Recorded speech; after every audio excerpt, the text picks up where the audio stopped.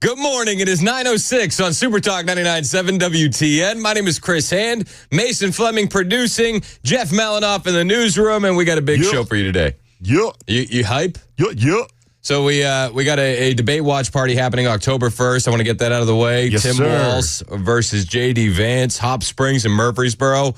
We want you there. We're going to be partying. We're going to be hanging out. It's confirmed. Fox Nation is going to be there. Is it really? Yeah, Murphy confirmed it. Nice. So I'm excited. We're gonna have a blast. That's gonna be a huge group. I'm excited. Yeah. If you want to guarantee that you'll get on Fox Nation, wear a Confederate flag shirt. Yes, please. You'll be front and center. Like 100%, right?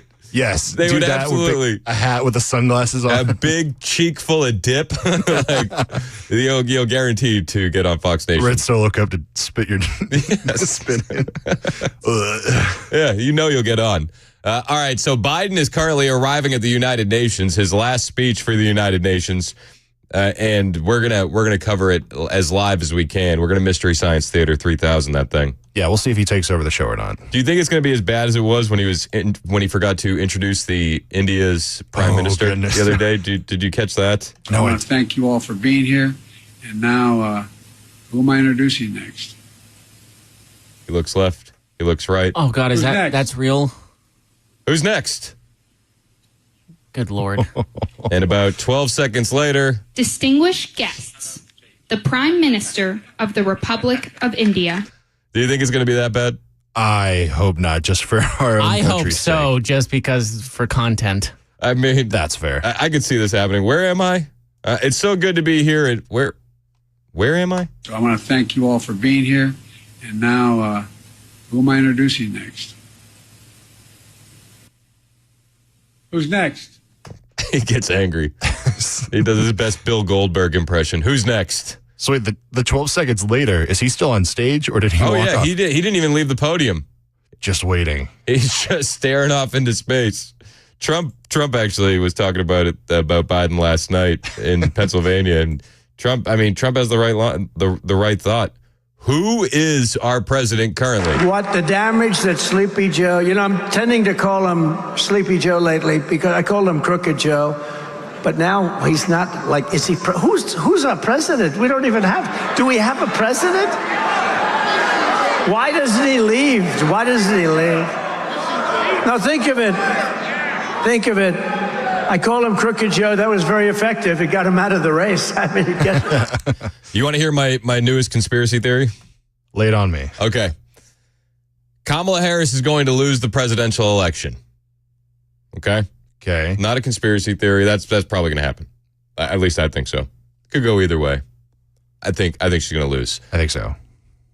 The day after the race is called for Trump, she's going to 25th Amendment Biden so she can still be the first president that's female. I could see it. Couldn't you see that? I could see it. That way she still gets her name up there? For just a few days, For she gets just a few days, and then she's president 47. We got to redo all the merch. We got to go to 48. That's the plan all along, just to ruin the stocks of They're just stuff. trying to mess up the merch. But she'll Brilliant. She'll be president for what, 2 months? Yeah, if that. That's my new conspiracy theory. Would Murphy have to cut his hair if she 25th Amendmented Joe Biden after the election's called for Trump? I don't know. He says he's waiting until inauguration. That's what he said. So if Kamala gets inaugurated into... Well, he said new president. Oh, So that's I wonder if this would give him a little wiggle room. I don't know.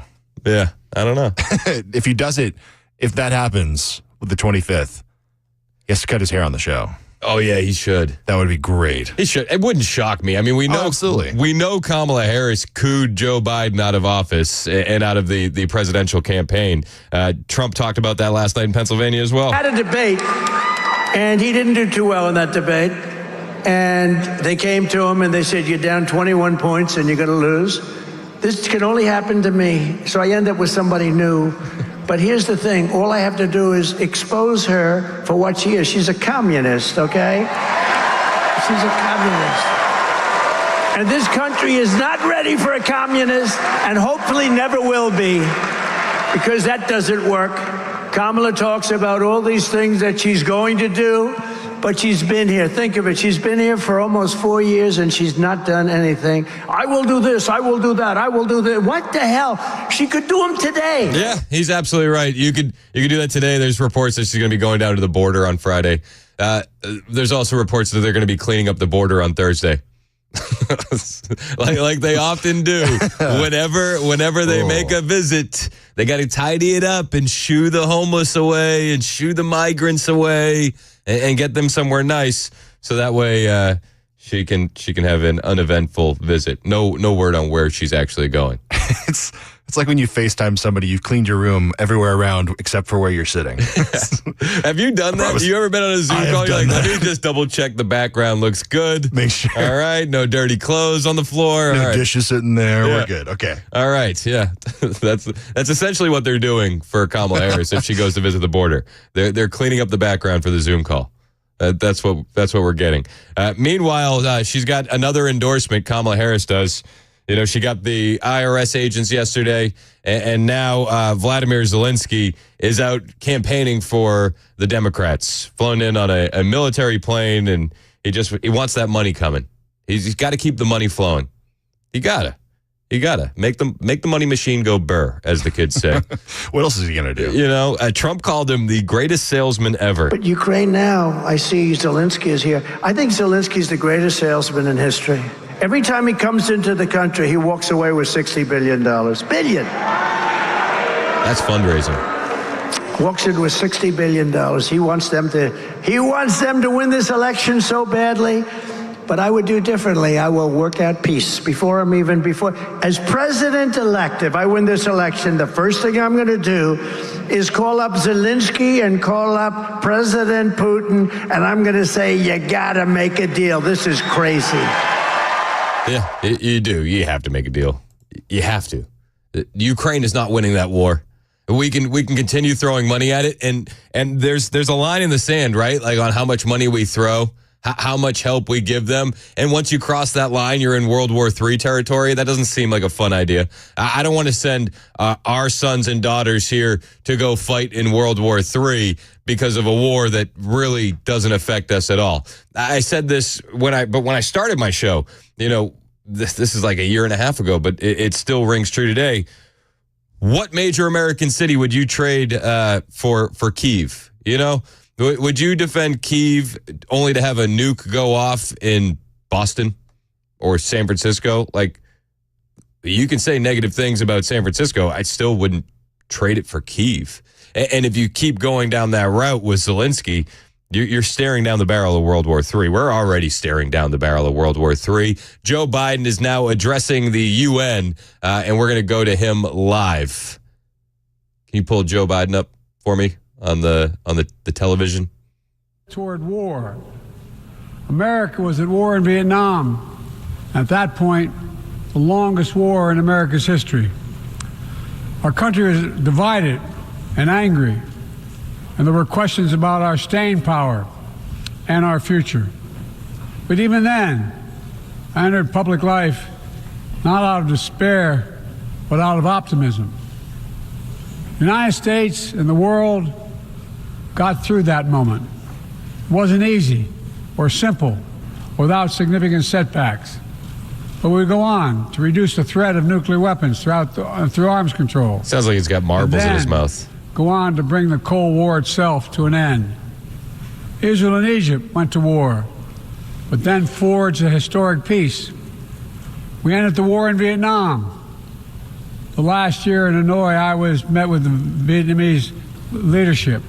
We elevated our partnership to the highest level. It's a testament to the resilience of the human spirit and the capacity for reconciliation. Yet today he pushes us towards war. The United States and Vietnam are partners and friends. And it's proof that even from the horrors of war, there's a way forward. Things can get better. They will November 5th. Never forget that. I've seen that throughout my career. In the 1980s, I spoke out against apartheid in South Africa. That's when he was arrested with Nelson Mandela, right? In the 1990s, I worked to hold Milosevic accountable for war crimes. He was held accountable. At home, I wrote and passed the Violence Against Women Act to end the scourge of violence against women and girls, not only in America, but across the world, as many of you have as well. But we have so much more to do, especially against rape and sexual violence as weapons of war and terror. We were attacked on 9/11 by Al-Qaeda and Osama bin Laden. We brought him justice. Then I came to the presidency at another moment of crisis and uncertainty. I believed America had to look forward. New challenges, new threats, new opportunities were in front of us. We needed to put ourselves in a position to see the threats, to deal with the challenges, and to seize the opportunities as well. We need to end the era of war that began on 9/11. As Vice President to President Obama, he asked me to work to wind down the military operations in Iraq, and we did, painful as it was. When I came to office as president, Afghanistan had replaced Vietnam as America's longest war. I was determined to end it, and I did. It was a hard decision, but the right decision. He Four failed. American presidents had faced that decision. He failed horribly but I was making determined that not decision. to leave it to the fifth. It was a decision accompanied by tragedy. 13 brave Americans lost their lives, along with hundreds of Afghans in a suicide bomb. At least he I acknowledges think it. those lost lives, I think them every day. I think of all the 2,461 U.S. military deaths over a long 20 years of that war. 20,744 American servicemen wounded in action. I think of their service, their sacrifice, and their heroism. I know other countries lost their own men and women fighting alongside us. We honor their sacrifices as well. To face the future, I was also determined to rebuild my country's alliances and partnerships to a level not previously seen. We did just that, from traditional treaty alliances to new partnerships like the Quad with the United States, Japan, Australia, and India. I know many look at the world today and see difficulties and react with despair, but I do not. I won't. As leaders, we don't have the luxury. I recognize the challenges from Ukraine to Gaza to Sudan and beyond. War, hunger, terrorism, brutality, record displacement of people, a climate crisis, democracy at risk, Climate crisis. strains within our societies, the promise of artificial intelligence and its significant risk. The list goes on. But maybe because all I've seen and all we have done together over the decades, I have hope. I know there is a way forward. In 1919, the Irish poet William Butler Yeats described a world, and I quote, where things fall apart, the center cannot hold, mere anarchy is loosed upon the world, end of quote. End of quote. He read the teleprompter. Oh, he read end of quote on the teleprompter. Yeah, I mean, a lot of people do look around and see chaos and despair, but we also see a light at the end of the tunnel. That light at the end of the tunnel is on November 5th, when Donald Trump is going to be elected as the 47th president. That's our light at the end of the tunnel. And I heard Mandis on his show talking about how their internal numbers must be saying something completely different when you look at the moves that the Harris campaign is making, and I completely agree with that. And this guy and Kamala have absolutely trashed the country. She has not given herself enough separation from Joe Biden, not one bit, and that's hurting her. And voters recognize it. We'll talk a little bit more about that, plus bring you Donald Trump's racist, bigoted remarks from Pennsylvania last night. We were aghast when we heard him speaking all of these things. It was shocking. Just kidding. That's just how the leftist media is reporting it, but we'll bring it to you next. It's 9:21 on Super Talk 99.7 WTN. My name is Chris Hand, and listen, if you're self-employed or you own your own small business or if you're just paying for your own health insurance, it can be pricey. This is why you need to talk to my friend Shane Ring over at Cover Nash. If you're paying for your own health insurance or if you're looking for coverage, you don't want to go online looking for quotes because you're just going to be hit up by every single call center in the country and they won't stop. Instead of endless calls, just call Shane Ring. He's an expert with over 20 years, and he can provide sound advice for your health insurance needs. Now, their plans, if you qualify, will let you pick your own doctor, and then they're 30 to 60% lower in cost than Obamacare. And the monthly premiums, they're independent from your income, so there's no surprise tax bill. If you're paying for your own health insurance, if you're owning a small business, or if you're uninsured, underinsured, you're on COBRA, or if your employer coverage is just too expensive, call Shane Ring at Cover Nash, 615-465-0023. That's 615-465-0023. Or visit him at covernash.com. I've had a few listeners already reach out to me for his number, hitting him up, and they like what they hear. You'll like what you hear, too. Fill out a quote form on the website, covernash.com. That's covernash.com.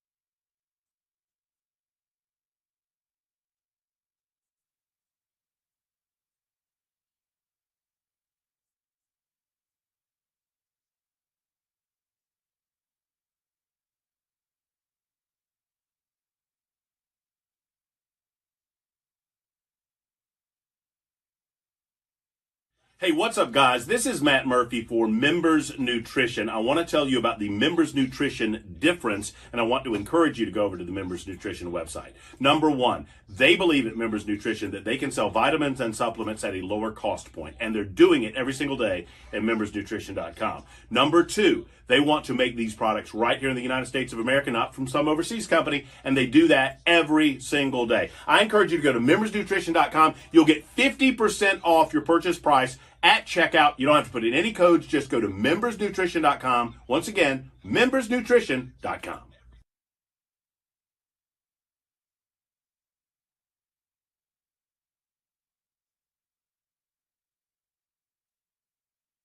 Elon Musk relocating X to Texas has the town anticipating change. Also, the General Assembly has officially begun. Those stories coming up at 9:30 on Super Talk 99.7 WTN. Yeah, Joe Biden is still speaking over there. He looks a little bit angrier than he did moments ago. A little bit more annoyed. Is he angry or is he squinting to try and read the teleprompter better? Oh, maybe it's squinty. Squinty-eyed. Yeah. I have recorded a clip of this. I'm trying to put it for newscast, and I've got nothing. You got nothing? I got nothing. Yeah. One of the super texters pointed out that when he said 0397, he said we took out Osama bin Laden, we brought him justice.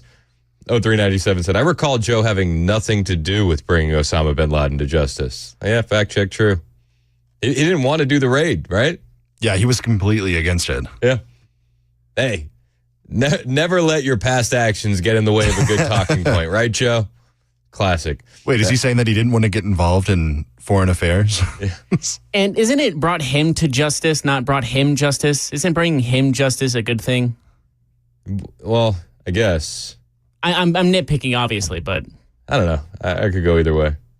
Like, I'm going to bring you some justice, boy. You know what I mean? Like, that works. Bring the justice to you. I'm going to bring the justice to you. Let's not be too hard on the old guy. I think he can afford it. Yeah, honestly. We only have a couple months left. We got to enjoy it while we have it. Oh, dude. We cannot get there soon enough. We cannot get there soon enough. Like, it should happen. I wish we could just call it early. Can we just do it? Can we do it today? Because that's a wrap. This madness has to stop. And I don't see Kamala Harris winning. I don't. Trump is leading in Arizona and North Carolina and Georgia. He's got some pretty hefty poll numbers coming out. New York Times, Siena College has him up in those three swing states. They have him like neck and neck in Michigan. But after that endorsement yesterday that we talked about from the mayor of Hamtramck, the 60% Muslim city Democrat mayor who went out and endorsed Donald Trump, I think Michigan is wrapped up. I think Michigan is going to be a big win. And then that leads us down to Pennsylvania. And Pennsylvania is going to be a battle. But even John Fetterman said that Trump's hold on Pennsylvania has only gotten stronger. This is John, the senator. He's the senator in Pennsylvania. And he admits Trump's hold in Pennsylvania has only gotten stronger since the assassination attempt in Butler, PA. I trust her instincts, and she's got a great team surrounded by her, and she is she's an amazing candidate overall. But I would also remind you that Secretary Clinton was fantastic, perhaps the most supremely accomplished kinds of candidate that I can ever remember, and see what happens. And Trump has created a special kind of a hold within the corner, and he's remade the party. Yep. And he has a special kind of place in Pennsylvania, and I think that only deepened after that first assassination attempt. Yeah, and it's got to make the alarm bells go off for Democrats when they hear John Fetterman talking about that. He's not talking out the side of his mouth. Like, this is facts. His hold has only gotten stronger. And I lived in Pennsylvania in 2016. That's when I voted for Donald Trump in Allegheny County, of all places. And I thought his hold in Pennsylvania got stronger in 2020. If it's gotten stronger since 2020, it's going to be a wrap. It's going to be absolutely a wrap. But Donald Trump is not taking anything for granted. He's been campaigning in Pennsylvania. So is J.D. Vance. I'll bring you more of what he had to say on PA, in PA next, especially regarding his racist bigoted remarks regarding immigration. That's next on Super Talk 99.7 WTN.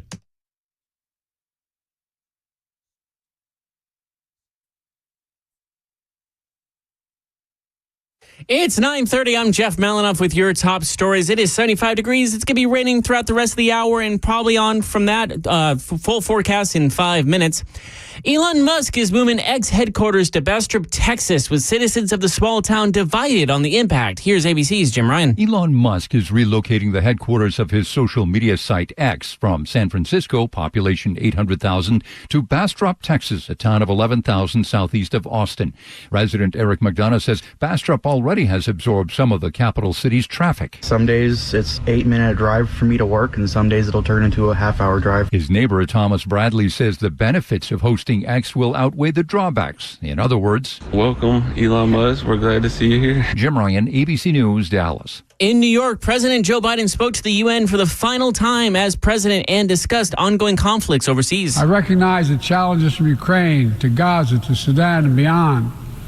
War, hunger, terrorism, brutality, record displacement of people. That's the latest news. Weather is next. I'm Jeff Malinoff, WTN News.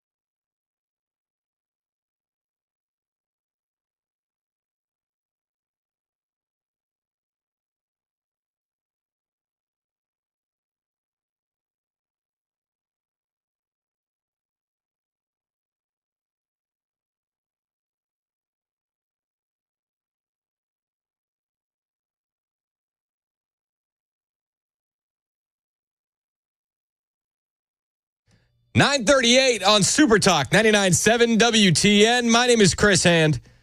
So we know Trump is leading Kamala Harris in Arizona, North Carolina, and Georgia. I think that Trump is leading Harris in Michigan, especially given the recent endorsement from the mayor of Hamtramck, a Muslim majority city, and a Democrat mayor, and the guy that started the Abandon Biden movement. I think Michigan is going to be a lock. I do. But Pennsylvania is going to be one of the most important states, 100%. Jack Posobiec on Twitter a little while ago said, 6 weeks from today, we find out if we get affordable groceries or World War III. Is that not the truth? Affordable groceries or World War III? Which way, Western man? Which way? Well, I think a lot of it's going to be decided in Pennsylvania. But I'm feeling confident about Pennsylvania. Scott Pressler's been out there working his tail off. They've flipped Beaver County to red. They flipped Bucks County to red. They flipped Luzerne County to red. This is big stuff. This is big stuff. You heard Fetterman a little while ago. I played that clip. Fetterman says that the hold Trump has in Pennsylvania has only gotten stronger. And I think that Pennsylvania is going to be a spot where Trump continues to go. He was there yesterday. And the media is making much ado about his comments on immigration. They're calling him all the regular names.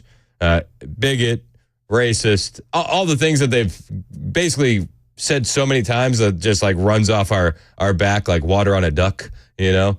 It's nothing. Like, oh, you're calling me that again? You're calling me that again. Yeah. Well, he was talking about immigration, and he's talking about how they're flying the migrants in. And this is a big deal because border crossings are down, they say. Yet they're flying them in. Kamala has illegally flown in more than 500,000 migrants right when she was saying, no, we don't want to do that. And she's got these guys actually want these people in our country. It's not even believable. Working with left-wing nonprofits to inundate Pennsylvania communities, changing the character of small towns and villages all over our country and changing them forever. They will never be the same. They will never be. Do you think Springfield will ever be the same? I don't think. The fact is, and I'll say it now, you have to get them the hell out. You have to get them out. I'm sorry. You have to. Get them out. Can't have it. Can't have it. They've destroyed it.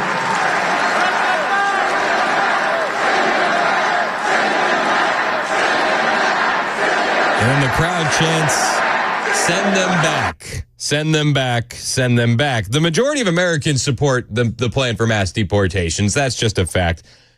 But Donald Trump, the evil racist things that he's saying in Pennsylvania last night. But is he wrong?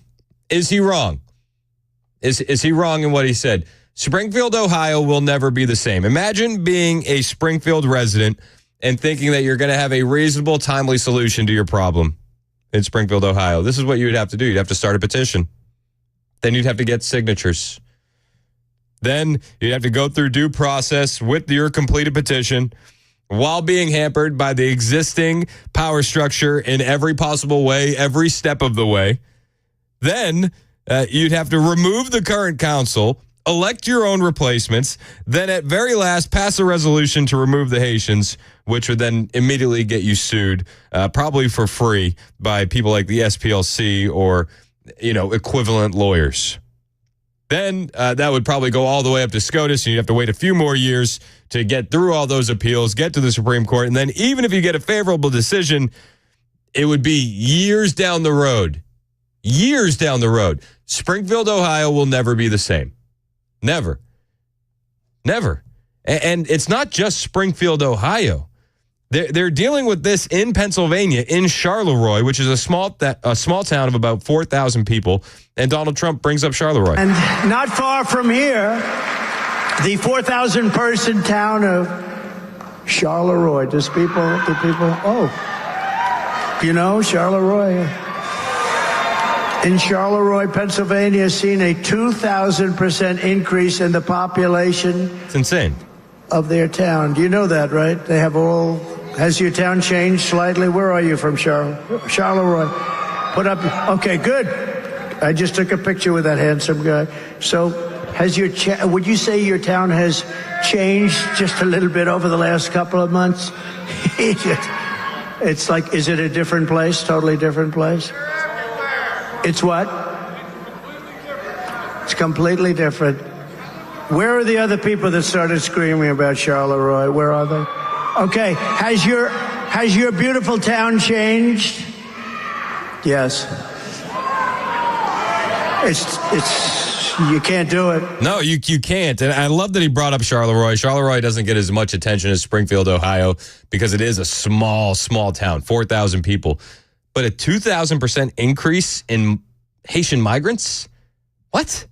That's insane. Even leftist local news is covering this in Pennsylvania. There was a local CBS affiliate that ran a story on Charleroi, and even they were like, guys, this isn't sustainable. And this is a left-leaning local news station. These are the faces of children who don't speak English and often endured dangerous, traumatic journeys to reach the U.S., who now attend Charleroi Elementary School. You like how she starts that? These children face dangerous and traumatic journeys into the U.S. Well, the Haitian children were flown here by Biden and Kamala. But they lead with that because they want you to feel bad. They want to manipulate your emotion. In addition to language barriers, there is a lack of familiarity with American culture, American education, and American ideals. And some of these kids have not been in school at all. Even though they had schooling offered to them, they didn't always participate. The immigrant population here in Charleroi has grown by more than 2,000% in the last 2 years. 2,000% in 2 years. That is absolute insanity. The majority of the English language learners, or ELLs, in the district are from Haiti. Most left the country with their families, who were then able to find work at one of the manufacturing plants here in Charleroi. Now, remember, she led with these children faced a traumatic and devastating experience coming to America. But then she says, well, actually, they got flown here so that way they could get jobs in Charleroi, Pennsylvania, with their family. So, which is it? One student today was writing an essay about how difficult it was for him to decide to leave Haiti. He said, that was where I was born, that is my country, but I knew that I wouldn't be able to reach any of my dreams. The district has already had to hire more ELL teachers, an ELL coach for the teachers, and an interpreter that cost over $400,000. $400,000 in a town of 4,000. What? And with the growth expected to continue, the district projects spending another $300,000 next school year. We're told increasing taxes isn't an option, so the district is looking to the state for help. They're looking to the state for help. And then the state will look to the federal government for help. And then it's all of our tax dollars chipping in to help Charleroi. And I don't blame the kids. I don't. I don't blame the Haitian migrants. I don't. Would you leave Haiti given the opportunity? Yes. Would I leave Haiti given the opportunity? Yes. 100% without a doubt. But you can't just force them all into a small town and expect everything is going to go fine. You can't do that. Because the people that are being hurt by this, it's the citizens of Charleroi, Pennsylvania. And Trump brought this up last night in PA. He said, think about the cruelty. Think about the cruelty that Kamala has inflicted on American citizens. Think of the cruelty Kamala Harris is inflicting on the people of Pennsylvania. You live in a small town your whole life. You pay your taxes. You really are exemplary. You pay everything. You do everything. You love your town. You love your country. You know the town so well, by name, you're just so proud of it. And suddenly she flies in thousands and thousands of migrants from the most dangerous places on earth, and they deposit them right smack in the middle of your community. It's insane. And remember, the State Department put out a travel advisory against American citizens going to Haiti because it is far too dangerous. Yet they can bring the Haitians here, and it's don't worry about it. Don't say anything or you're racist. And you're a nice person and you want to be politically correct. I see it very much in the cities like the governor of Colorado. The guys are real stiff, but he's up talking and he says, well, these are fine people. He doesn't want to say that they have AK-47s and they're taking over large portions of real estate. He doesn't want to say it. They want to be politically correct.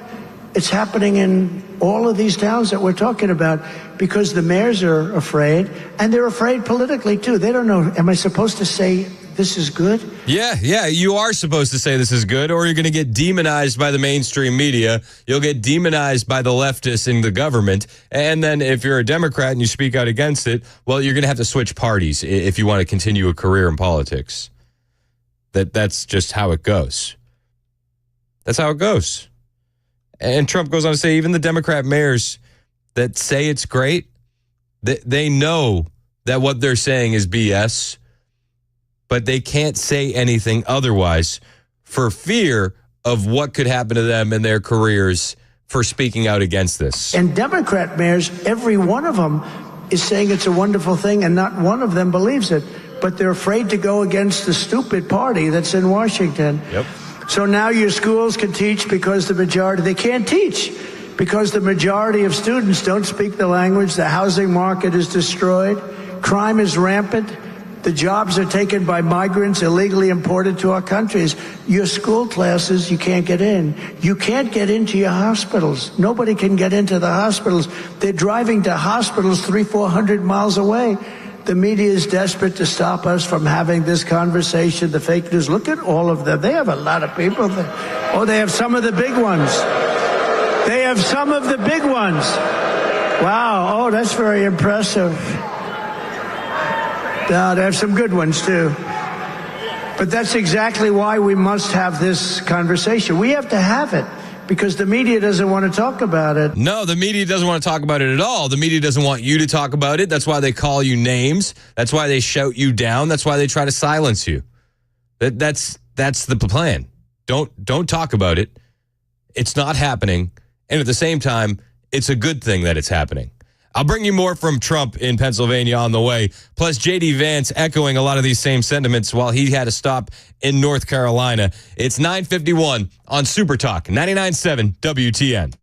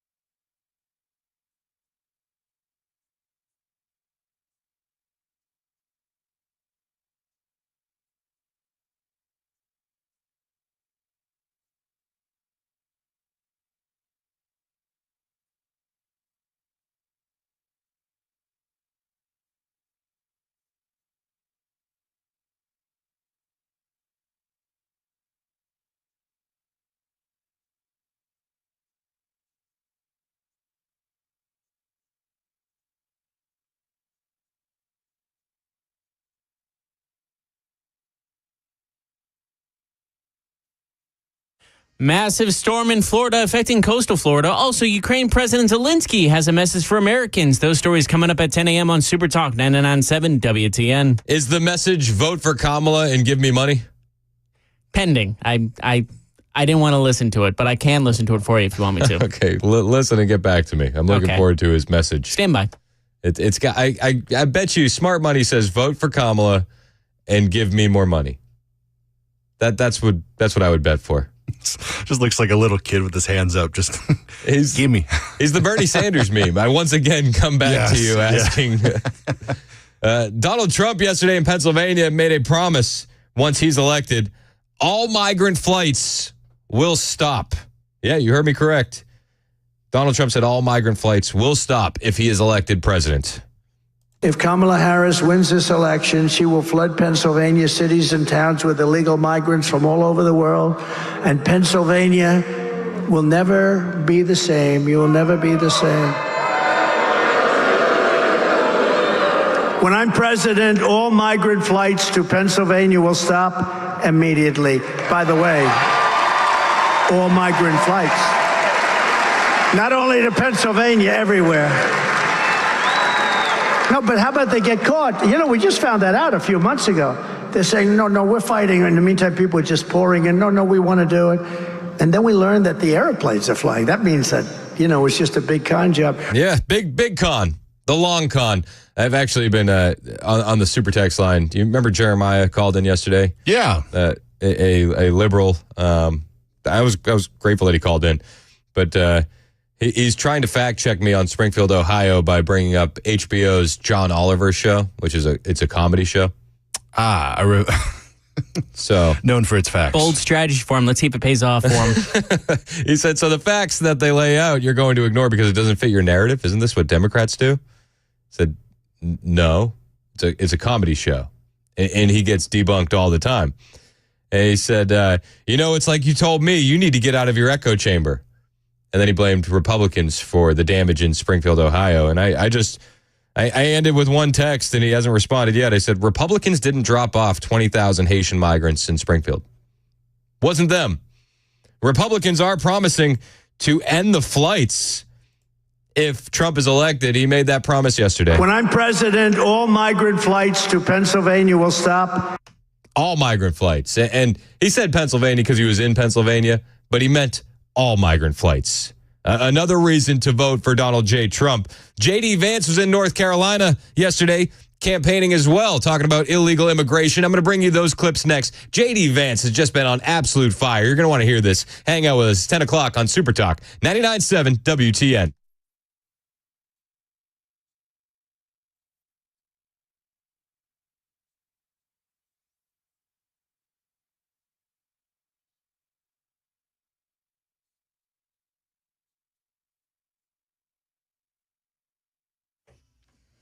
It's 10 a.m. and I'm Jeff Malinoff with your top stories. It's 76 degrees. There's still some rain. It looks like it's going to continue throughout the rest of the afternoon. That full forecast in 2 minutes. As the UN General Assembly kicks off, Ukraine President Zelensky speaks to Americans for continued support. We didn't stop Putin. Didn't stop him in his crazy ideas. That's why we have to be strong. And I'm asking to understand us, to be around us, to support us as you did at the very beginning of the war. And I think that we are closer to the peace than we think. News in Florida, Governor Ron DeSantis speaks on the storm hitting his state. Basically, every county in Florida outside southeast Florida, the coastal southeastern Florida counties are now included. And part of that is we expect effects could reach significantly inland. Market numbers update. We have S&P 500 and NASDAQ both pointing downwards. Dow was down just moments ago, but now it's back up. Keep your eye on the market. It's going to bounce up and down all morning. That's the latest news. Weather is next. I'm Jeff Malinoff, WTN News. The guaranteed offer is the easiest way to sell your home. It's really simple. We bring you an all-cash offer. You close in as little as 21 days. No home inspections, no lockboxes, no open houses. Go to markspain.com to get a guaranteed offer and start packing.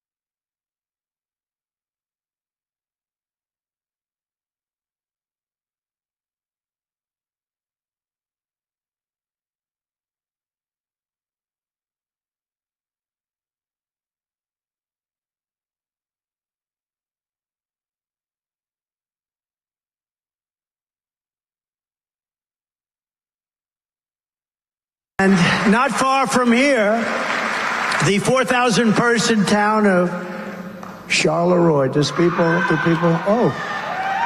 you know Charleroi?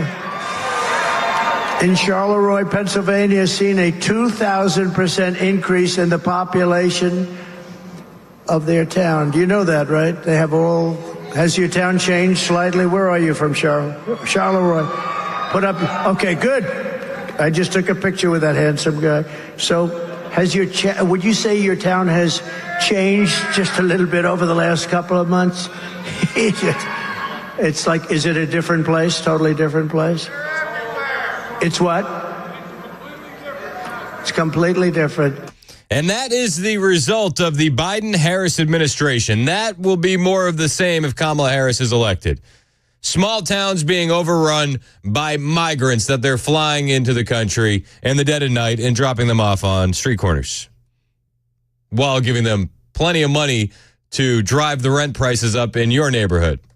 Nice. That was Trump talking about Charleroi, but what hit me last night during the Pennsylvania rally was a trucker from Charleroi talking about how the town was flooded with Haitians by Kamala Harris.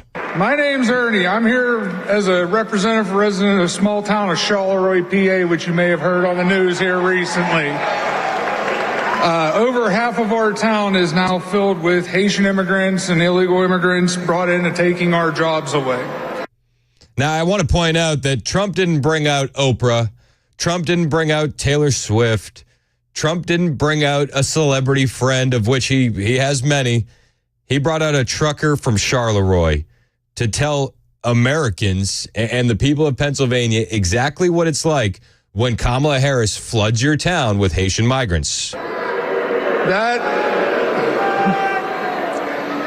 That there is a nation-killing practice, which is brought in by the federal government and specifically the Biden-Harris administration. And I'm here with a dire warning to every American. This isn't going to stop unless we can take our country back. Under the Biden-Harris administration, 9.9 million immigrants have made it across the border since they have taken office. There is no pushback from the administration to close or seal the border, which is now affecting small-town America in my hometown of Charleroi, PA. And the biggest thing, and it's tattooed right here on my arm, we the people run this country. And we have to remember and tell the Democrats and Kamala Harris that we run this country and take it back and make America great again. Thank you. Again, no high-profile celebrities. Oprah wasn't invited. We didn't have Taylor Swift. We had a real American, a trucker from Charleroi, Pennsylvania, who just talks about how his town has been decimated. Absolutely decimated.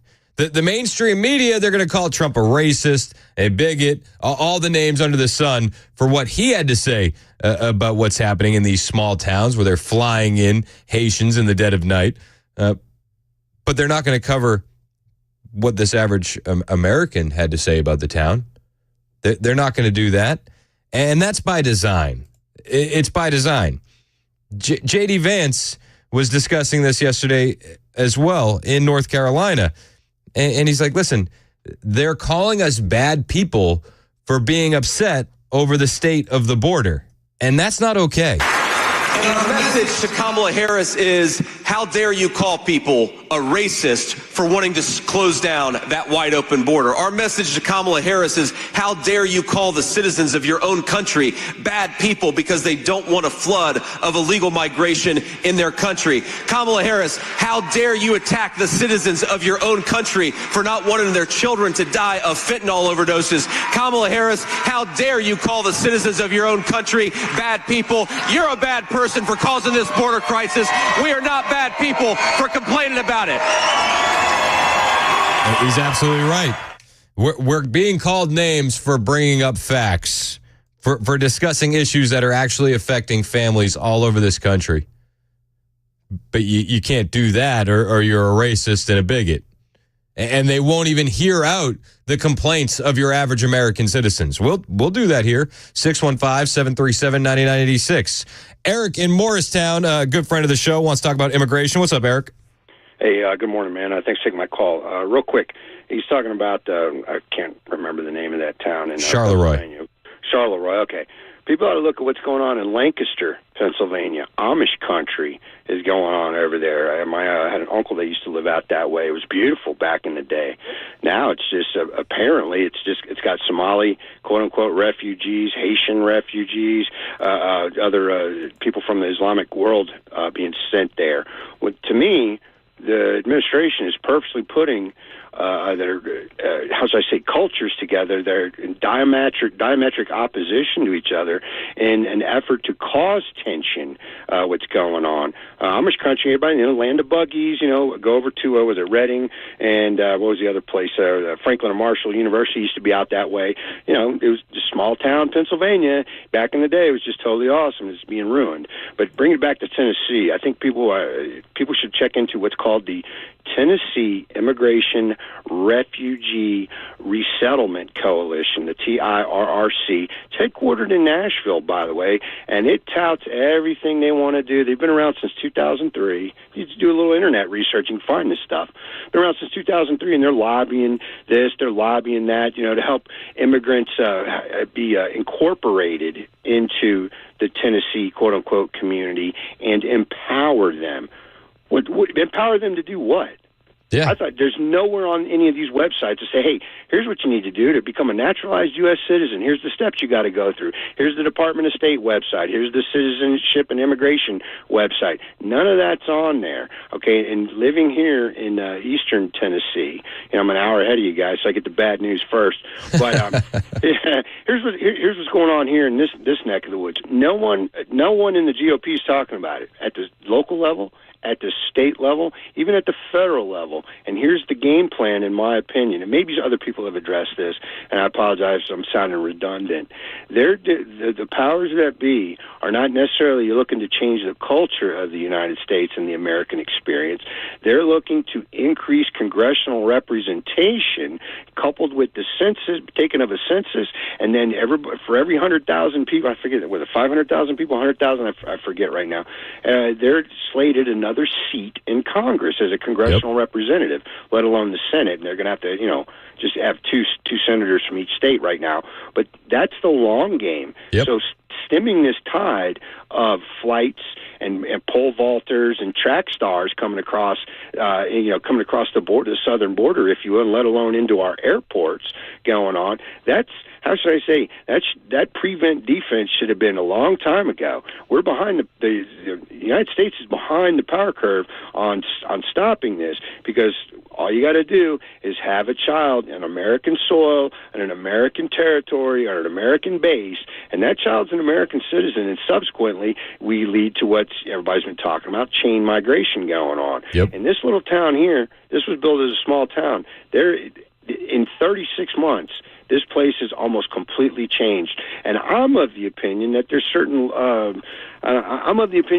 people that have been elected to office and or representation of one part or the other are getting kickback some sort of way going on. And I think it's going on throughout the state of Tennessee personally, because you don't hear any of that being addressed in the state legislature. That kind of stuff's not making the news. What's making the news? Oh, he said, she said sort of stuff. Oh, so-and-so said this on the floor of in the well of the Senate or Congress or legislature, whatever. So we're behind the power curve if we want to, quote unquote, save our country.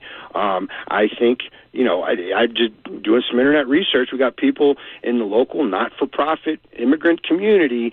They are supervisors of the local school system's ESL program.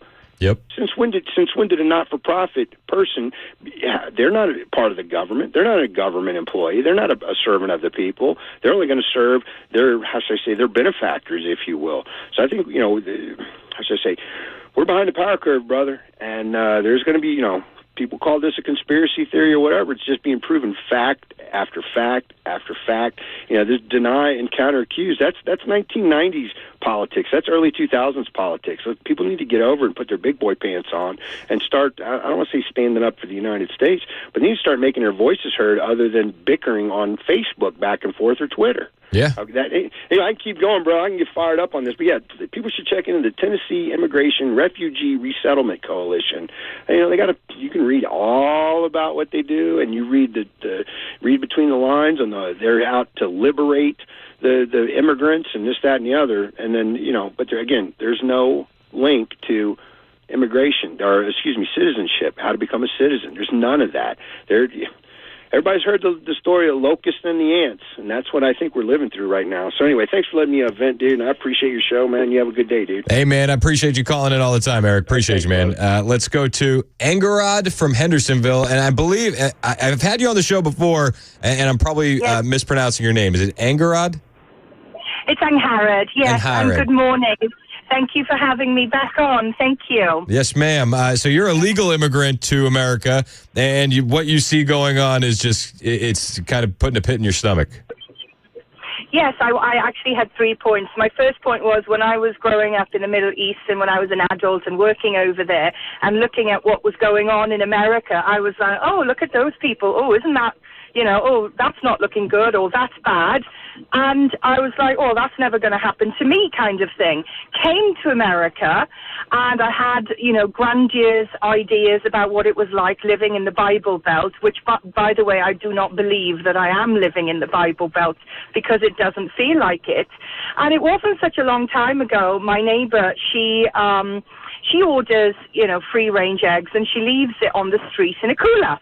Mm-hmm. And everybody puts the money in the cooler and goes and picks up the free-range eggs. That way we help the farm up the road. Anyway, one day, another neighbor, saw the cool box being put in the back of a car and driven away. And she notified the neighbor who does these free-range eggs and say, hey, I think somebody's stolen the cooler with the free-range eggs and the money in it. Well, to cut a long story short, an illegal immigrant that had only been in the country for 2 days was working on a construction site on our street, building a new house. And he had taken the Yeti cooler with the money and the free-range eggs in it. Luckily for us, and to cut a long story short, our neighbor put an end to it, spoke to the construction person, and actually met the illegal immigrant and found out that he had only been here 2 days. He was driving a car and had stolen the Yeti cool box, which is very expensive, I found out, with the eggs in it. So in only 2 days, he gets a job, he gets he gets a free cooler and some eggs, and he's driving a vehicle.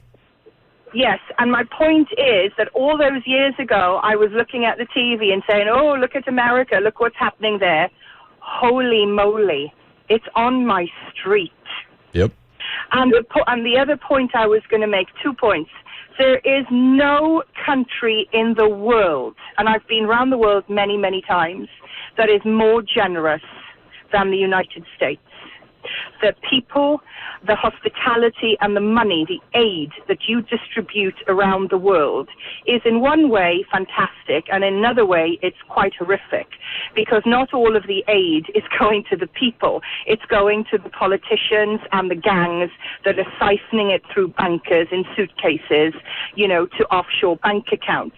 Mm-hmm. And the final point I was going to make was I genuinely feel that I'm lucky to be living in Tennessee, but the illegal immigration is at such a point that I am wondering why other Americans living in Tennessee, those that go to church every Sunday, the pastors who stand up there saying, Bible verses, and then you turn around and walk out of the church and you're back to reality again, why there's so much apathy, why they don't vote, why is 40 million Christians across the United States, they don't vote. Yep. Why do people, and I live among them, by the way, why do people not speak out about this?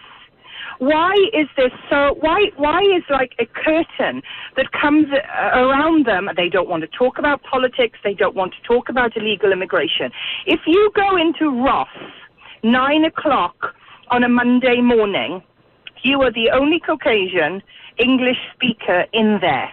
you will be in there with families, like 3, 4, 5 children, babies in car seats in the shopping cart, with grandparents, parents, and children. I've seen it. I'm speaking from experience. And I stood there one day and I'm like, wow, this is an experience for me. I got to take this in, because I think I'm in Hendersonville, but really I should be downtown Mexico City, actually Guatemala, because it is quite an experience. And I'm only going in, buying a pot or pan for $24.99. They're stacking their trolleys, and I'm like, wow, these people are actually spending good money in here. It's great for the economy and tax of Tennessee.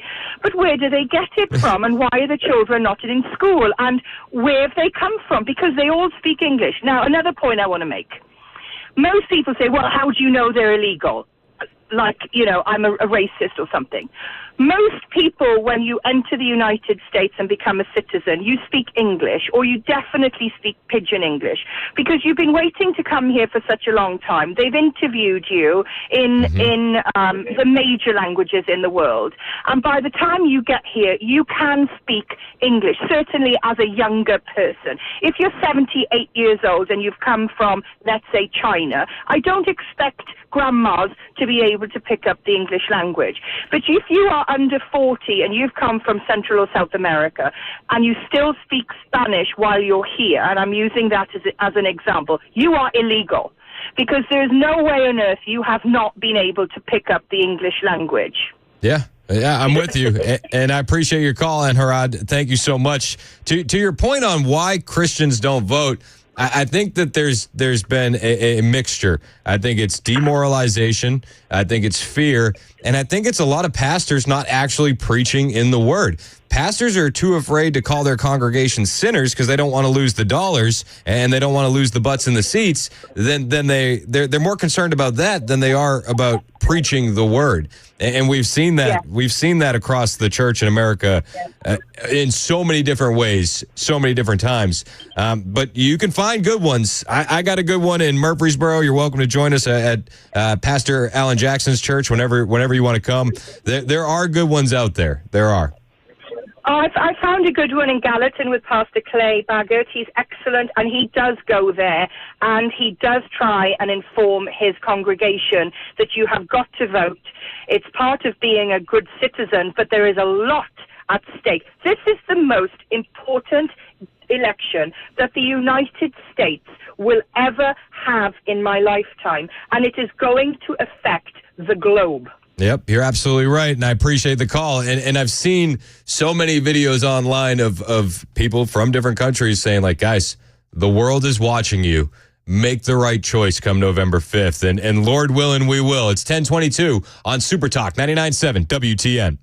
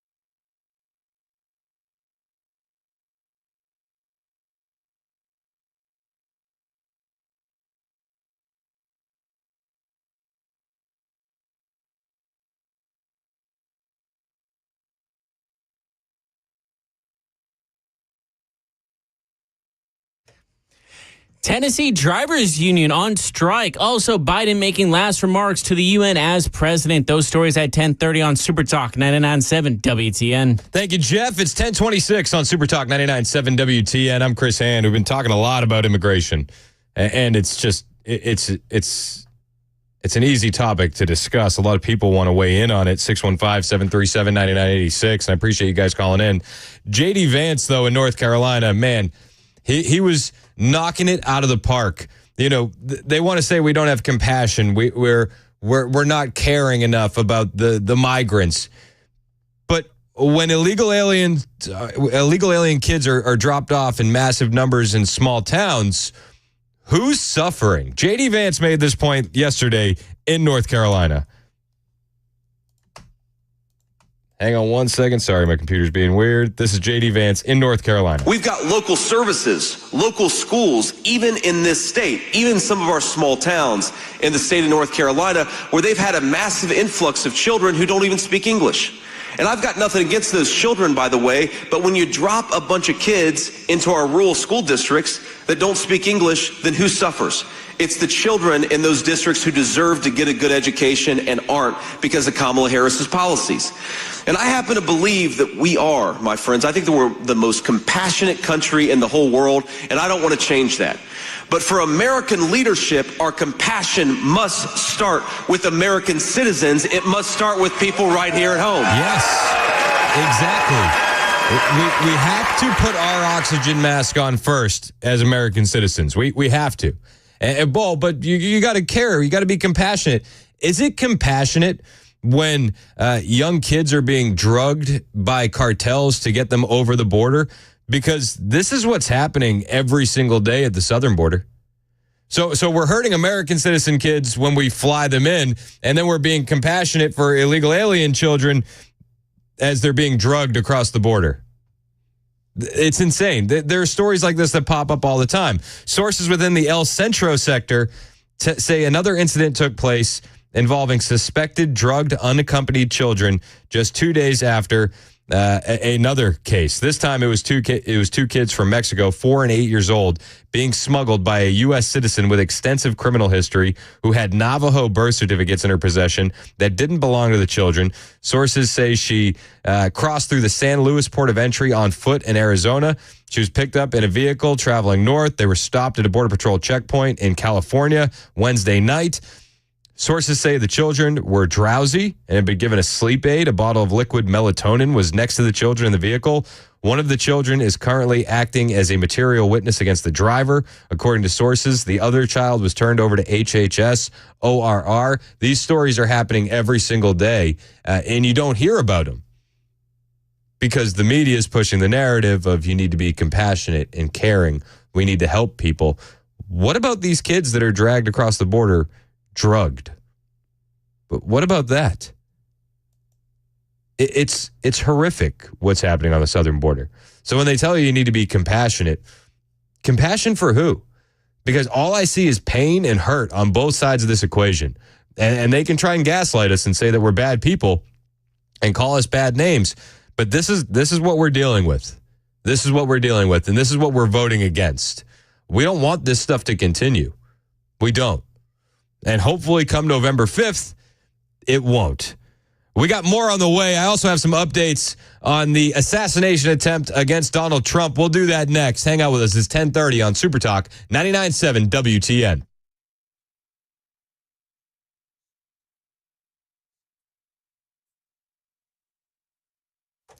It's 10:30. I'm Jeff Malinoff with your top stories. It's 77 degrees. It's going to get a little hotter today. More rain coming up. That full forecast in 2 minutes.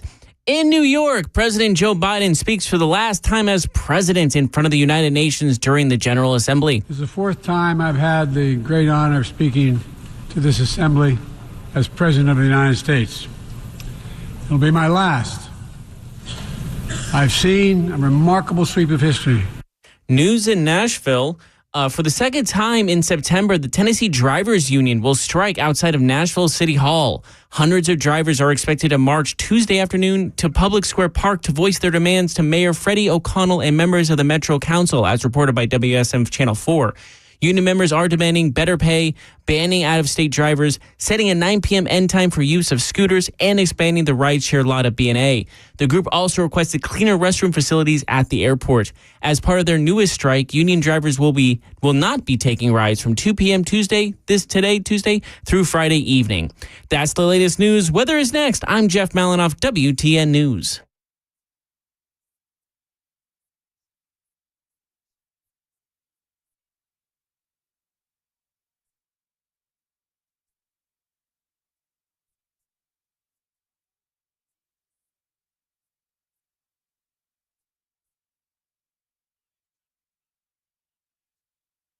Hey, what's up, guys? This is Matt Murphy for Members Nutrition. I want to tell you about the Members Nutrition difference, and I want to encourage you to go over to the Members Nutrition website. Number one, they believe at Members Nutrition that they can sell vitamins and supplements at a lower cost point, and they're doing it every single day at membersnutrition.com. Number two, they want to make these products right here in the United States of America, not from some overseas company, and they do that every single day. I encourage you to go to membersnutrition.com. You'll get 50% off your purchase price at checkout. You don't have to put in any codes. Just go to membersnutrition.com. Once again, membersnutrition.com.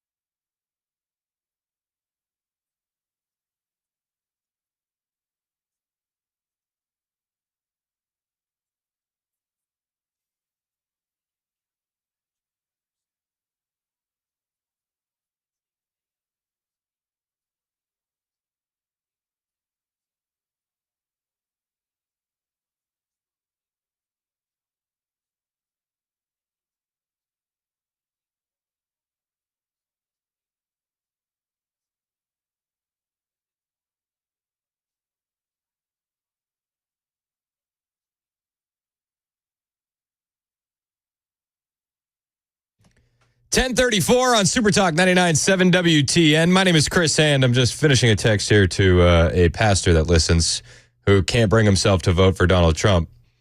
He said he's generally an immoral man. So I'm saying, how many times has God used generally immoral men for good work? And send. All right, sorry. Had to get that out of the way. It's Super Talk 99.7 WTN, 1034. I'm Chris Hand. I think Christians need to get more activated and vote more. But, you know, hey, to each their own. To each their own. I made the point to this pastor. It's like, not voting for Trump probably isn't going to make a big difference in Tennessee. But there are pastors all over the country that probably feel the exact same way this guy does. And that includes states like North Carolina, Georgia, Arizona, Michigan. Listen. We need to understand that there are two very, very different candidates. Does one rub you the wrong way because he's not exactly polished around the edges and he says the wrong things? Yeah, maybe. I get that. I do. Does that mean that We should just sit this one out? Absolutely not. Absolutely not. There's also only one candidate who keeps having bullets heading his way, and that's Donald Trump. There are some updates in the second assassination attempt, which is just insane. This is the second assassination attempt. Trump is he's pissed about how they handled the case so far. He blasts the Biden-Harris administration for giving him a slap on the wrist and says Florida should handle the case. President Trump sent an email to supporters yesterday stating that he was appalled by the slap on the wrist given to Ryan Ruth, a man who camped out near Trump's golf course in West Palm Beach, armed with a long rifle and scope in hopes of assassinating 45 and hopefully 47. It was the second attempt on Trump's life in just 2 months. You know about the first one. We don't have to go down that road. But Trump says, listen, the Kamala Harris, Joe Biden, Department of Justice, and FBI are mishandling and downplaying the second assassination attempt of my life since July. He wrote in an email, the charges brought against the maniac assassin are a slap on the wrist. It's no wonder since the DOJ and FBI have been coming after me nonstop with weaponized lawfare since I announced my historic campaign for presidency. Ruth has only been charged with 2 federal gun counts. Ron DeSantis has vowed to do a state-level investigation, and I think that's going to be good. I do have faith in Florida to actually do an investigation. DeSantis is on record saying it's just ridiculous for the FBI, who is also prosecuting Trump, to be tasked with investigating violence against Trump, which, that makes sense. That makes sense. Trump continued in his letter, from Russia, Ukraine, Iran, impeachment hoax number 1, impeachment hoax number 2, to the lawless documents hoax brought after an illegal and unconstitutional raid of my home, on which I am suing the DOJ for wrongful acts, to the January 6th hoax in Washington, D.C., where the J6 Unselect Committee illegally deleted and destroyed all documents, the Manhattan DA's zombie case, the New York AG scam, illegally spying on my campaign, to censoring the Hunter Biden laptop from hell, which was criminally led by the fake 51 intelligence officers who lied and claimed it was Russian interference and disinformation while the laptop was in fact Hunter Biden, not Russia, and exposed Crooked Joe and his family for the decades of grift and many lawless, radical attacks against their political opponent, me, Trump said, rattling off just every instance of the government and the Democrats targeting him since even before he won the presidential race in 2016. He continues, the DOJ and the FBI have a conflict of interest since they've been obsessed with getting Trump for so long. It's very difficult to trust the Biden-Harris DOJ FBI to investigate the assassination attempts due to the election interference and the fake cases brought against me, including their control over local DAs and AGs. Shockingly, after a bullet went through my ear on that fateful day in Butler, Pennsylvania, the FBI director went before Congress and falsely said that it may not have been a bullet. It was just glass or shrapnel, a lie condemned by even my worst enemies. What he said was disgraceful, especially since it was witnessed live by millions of people, and he was forced to immediately retract. Do you remember those comments from Christopher Wray? I remember those comments. What a clown.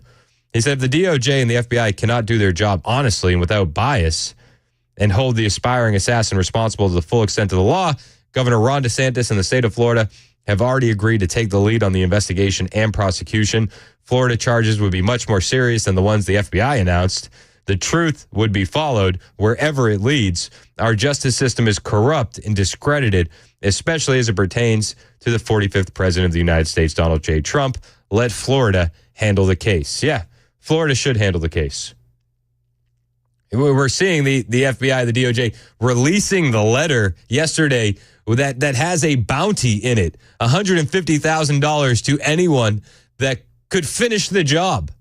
Are you kidding? We couldn't get the Covenant shooting manifesto, the Covenant shooter manifesto, because it could harm some people. But we get this almost immediately. It feels like even former Attorney General Bill Barr is speaking out against it. Says he was dumbfounded that the DOJ would release that letter from Ryan Wesley Ruth, the suspected assassin who attempted to kill Trump.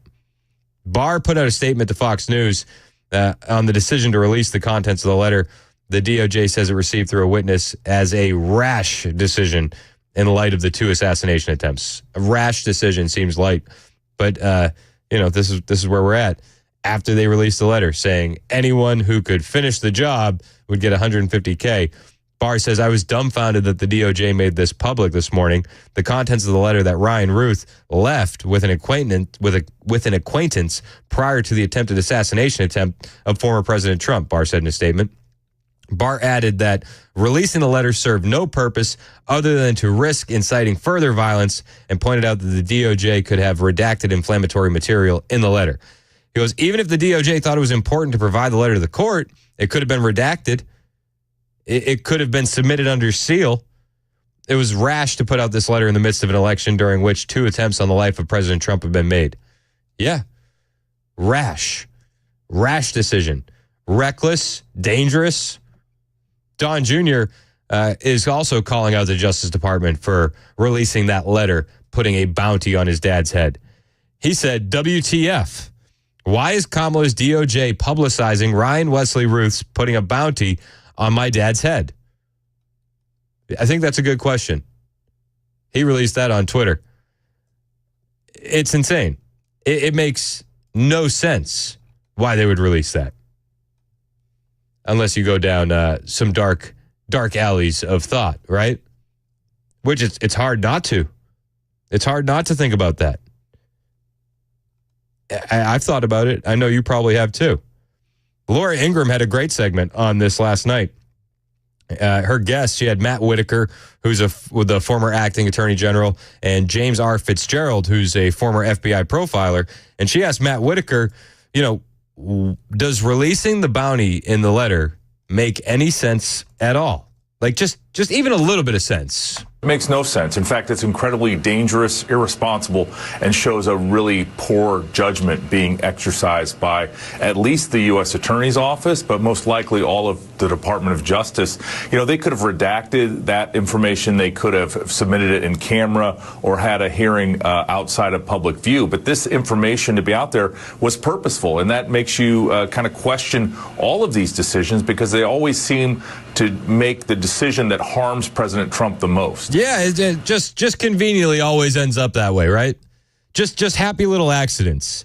She asked James R. Fitzgerald about whether or not she thinks this guy seems like a lone wolf, or if there's something more to this assassination attempt. Well, here's what agents found also in Ruth's car. 6 cell phones. One of them contained a Google search of how to travel from Palm Beach County to Mexico. They also found 12 pairs of gloves, 2 license plates, a Hawaii driver's license in the defendant's name, and a passport in his name. They also found a notebook with dozens of pages filled with names and phone numbers pertaining to Ukraine, discussions about how to join combat on behalf of Ukraine, and notes criticizing the governments of China and Russia. James, does this sound like right off the bat, and you kind of get this sense from the FBI, and certainly in the Butler case, but in this case, like a lone wolf to you? Well, I'll ask the audience. Does it seem like a lone wolf to you? 615-737-9986. It doesn't seem like a lone wolf to me. It seems like there was much too much organization, way too much planning. You look at all the stuff. He had 6 phones, 2 license plates. Where is he getting all this funding from? The guy had no money to his name, yet he's traveling back and forth to Ukraine. Then you add in what Matt Gaetz said prior to this assassination attempt, a senior DHS official meeting him in his office to say, hey, there are 5 assassination teams in the country currently operating in America targeting Donald Trump. 3 foreign, 2 domestic, and one of the 3 foreign was Ukraine. Weird. So James R. Fitzgerald, former FBI profiler. Does this guy seem like a lone wolf to you? I've been asked that question a lot about killers and mass shooters over the years. I don't think there are too many actual lone wolves out there anymore. I think Kaczynski, the Unabomber, may have been truly the last one holed up in his cabin in the early days of the internet without it. Everybody out there now undertaking these types of crimes, these offenses, they're surrounded by like-minded souls on the internet, dark web, wherever they go. And I think Ruth is no different in this particular case. So he may have been operating on his own that very day, laying prone position outside the golf course, but he's been influenced by lots of other people. I see him also as sort of a poor man's James Bond, from Ukraine with Love would be his movie. I mean, he's bouncing all around in the international world, trying to kind of coerce his belief system, but obviously it didn't work. And also why the DOJ and FBI put those words in that particular affidavit today, I don't understand either. That makes no sense to me. No, none of it makes any sense. Unless you're operating from a standpoint of powerful people want Donald Trump out of the way, then it can start to make a little bit of sense. And the fact of the matter is they don't give us any information, so all we're left to do is speculate. And when you start speculating, it's hard not to go down that road. It really is. Yet through it all, Trump still persists. He says he's going to Butler, Pennsylvania to do another rally. Amazing. He's still in Pennsylvania last night. Incredible. He's not going full basement campaign. I love that. I really do. Yesterday, the Post Millennial put out this cool edit. They were asking Donald Trump if he's afraid for his safety, and he said, I'm afraid for everyone's safety. And when you hear this guy talk after two attempts on his life, and you hear how he's just going to continue to push and keep going, it's hard not to be inspired by this guy. Do you worry? I know you and your safety and the special Secret Service, but do you worry about your family too? Sick and tired of having to have that conversation with my 5 young children about a deranged leftist clearly motivated by the sound bites of the radical left and the mainstream media shooting at their grandfather. I do. I don't talk about it, but I do. I have to worry about family. I have to worry about everybody. I worry about you. I worry about everybody because, look, we're under siege. And no country has ever suffered like we have for the last 3.5, almost 4 years, when they allow millions of people to come into our country from prisons, right? From prisons and terrorists and people from mental institutions, and they take over our parks. Look at New York. You can't play Little League baseball anymore. That doesn't sound serious, but it is serious. When they take away your whole lifestyle, when they live in hotels better than our incredible veterans who are lying on the street opposite the main entrance to a hotel, and in that hotel you have illegal aliens that have come in, and by the way, destroying the hotel, fighting at levels that the police don't even want to go into the hotels. When you have that happening in this city and this country, I want to protect everybody. Last and JD's got a debate coming up. CBS, Margaret Brennan, Norah O'Donnell. Do you think he'll get a fair shot? What advice do you give him? He won't get a fair shot, but he will handle it very good, very smart. I think he's done great. People are really liking him. He's tough, smart. He loves our country. He's going to have no trouble. And it closed there with the debate with J.D. Vance. We want to watch that debate with you on October 1st. We're going to be at Hop Springs in Murfreesboro. Brian's going to be doing his show there live. Myself, Mandis Murphy are going to be there as well. We want you to join us. The last debate we had at Hop Springs was Biden v. Trump. It was awesome. This one's going to be great as well. But I just love this guy's resolve and how he just keeps going. He's not being slowed down by the assassination attempts. He says, is he worried about his safety? He says, I'm worried about everybody. I'm worried about you. And I believe him when he says that. I really do. Trump also gave an interview with Cheryl Addison, and he's talking about the 2 assassination attempts. And when you hear him in this interview, it's like, man, this guy is just fearless. Well, I think we just have to do what you have to do. The only ones that really are trouble are consequential presidents. So in that way, it's a very nice honor. But it's true. I mean, I was a very consequential president and would certainly be, and maybe even more so this time, because I understand the system. I understand countries. I understand who rips us and who doesn't. And a lot of people don't. A lot of people don't have a clue. They don't even know what's happening. And I think that I will feel safe. I think I'm going to feel safe. Are you ever scared? I can't be scared, because if you're scared, you can't do your job. So I just can't be. I love that. Are you scared? I can't be. I can't be. If you're scared, you can't do your job. I can't be scared. Incredible. I'll play you some more from Trump in Pennsylvania on the way. He came up with a new nickname for Kamala Harris, which I think could be the best one yet. We'll do that next on Super Talk 99.7 WTN. Hey, it's Chris and for my friends at Busy Bee Plumbing, Heating, and Cooling. It's that time of year. Fall is going to be here before we know it. It is here. We're witnessing it in real time. So you're going to be kicking on your heat before you know it. And if you're kicking on your heat and you haven't gotten it maintained the right way, you're waiting for a problem to pop up. Honestly, you just are. Don't wait for a problem to pop up. Be proactive. Keep your unit in tip-top shape. Tippy-toppy, as Mason likes to say. You want it in tippy-toppy shape. Do it with my friends at Busy Bee Plumbing, Heating, and Cooling. And while you call them, sign up for the Beehive Club membership. It's only $99, and you get 3 annual tune-ups, 1 for your heating, 1 for your plumbing, 1 for your cooling. You get front-of-the-line priority service. You get 10% off all repairs. You also get a $100 annual accrued replacement credit worth a maximum of $1,000. It's going to pay for itself when you sign up for the Beehive Club membership. And if you sign up before the end of September, you'll also get one for free for the grandparents in your life. That's Busy Bee Plumbing, Heating, and Cooling. They're your Rude Pro partner for satisfaction guaranteed.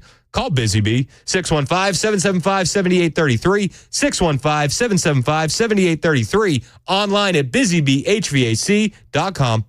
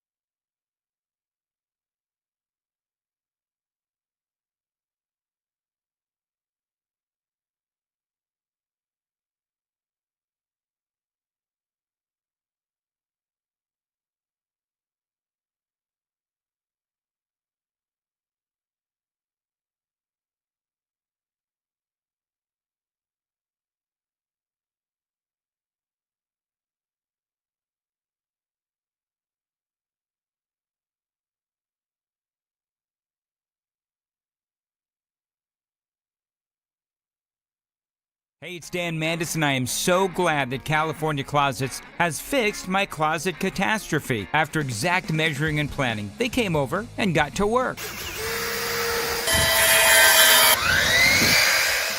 Yeah, once it was all plotted out on their 3D CAD system, the pieces are measured, cut, and precisely installed into my space. It was clean, fast, and professional, and above all, my new closets look and function great. Now, this was my dormer, and now this is my new dormer thanks to California Closets. Look at all of this added space for shirts and shoes, you name it, and it is cut so precisely, simply amazing. And my old closet that has now been reborn as the ultimate in style and functionability, making the best use of the space that I had. They can work on just about anything: bedrooms, garages, home offices, closets, pantries, and so much more. Find them online, CaliforniaClosets.com, and see what they can do for you. You can schedule a free design consultation. Mention my name, CaliforniaClosets.com.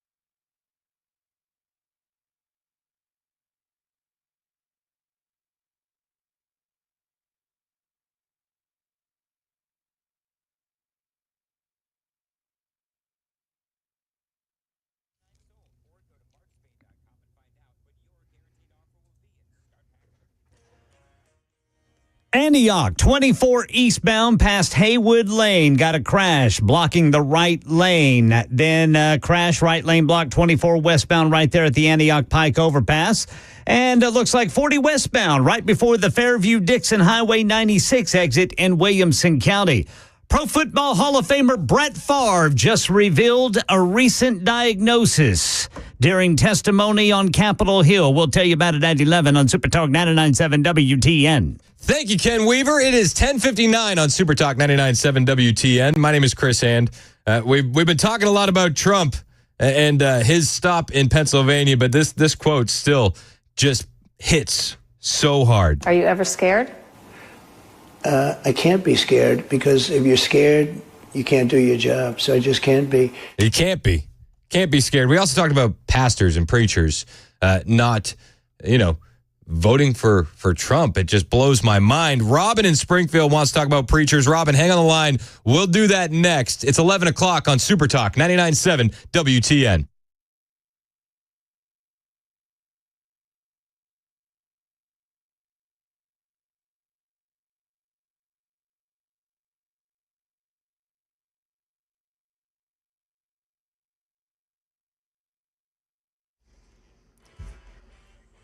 Eleven o'clock on the dot. I'm Ken Weaver with your top stories. Traffic is a mess right now. Repeating that crash in Antioch.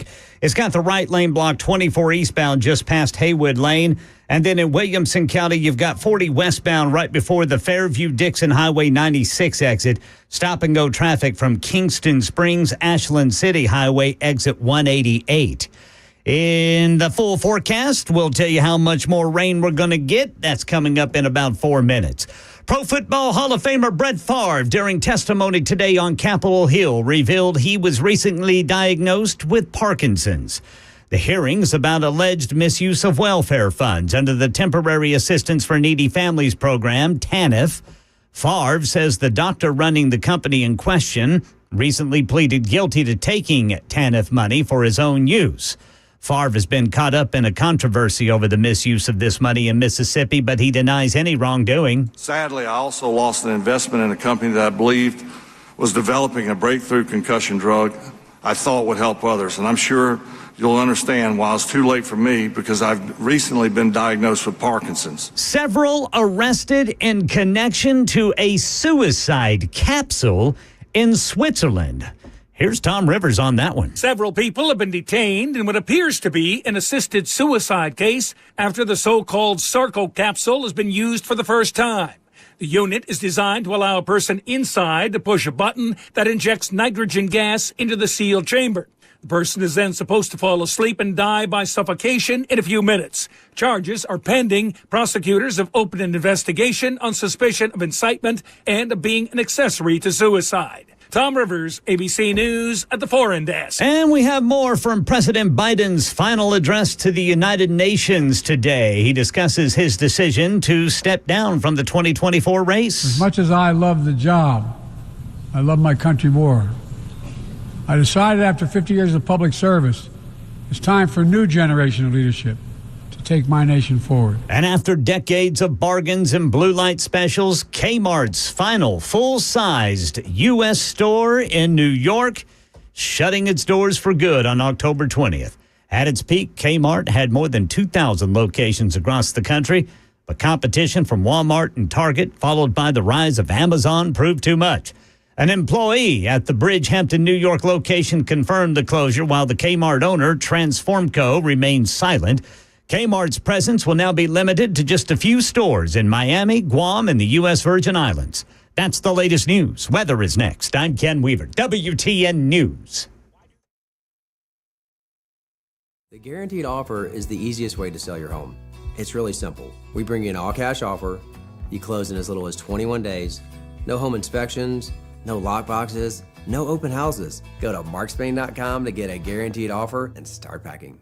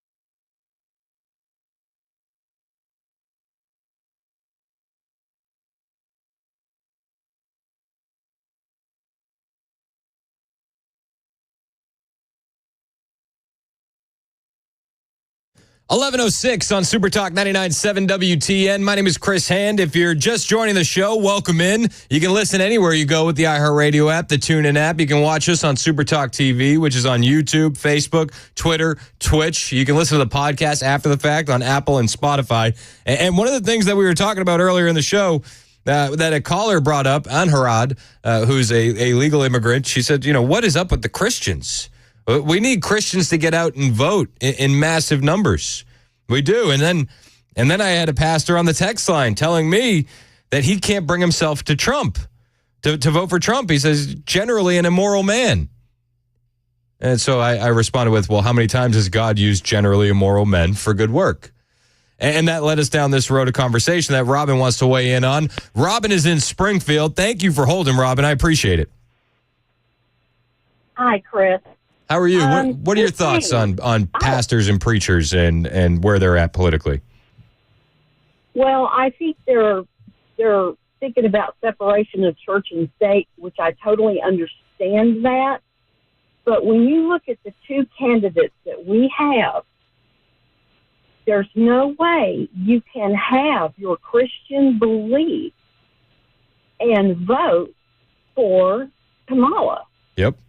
Everything she believes in goes against what Christians, and I count myself as a Christian, have been raised to believe all my life. So I think, to make a whole sermon about politics, no, I wouldn't do that.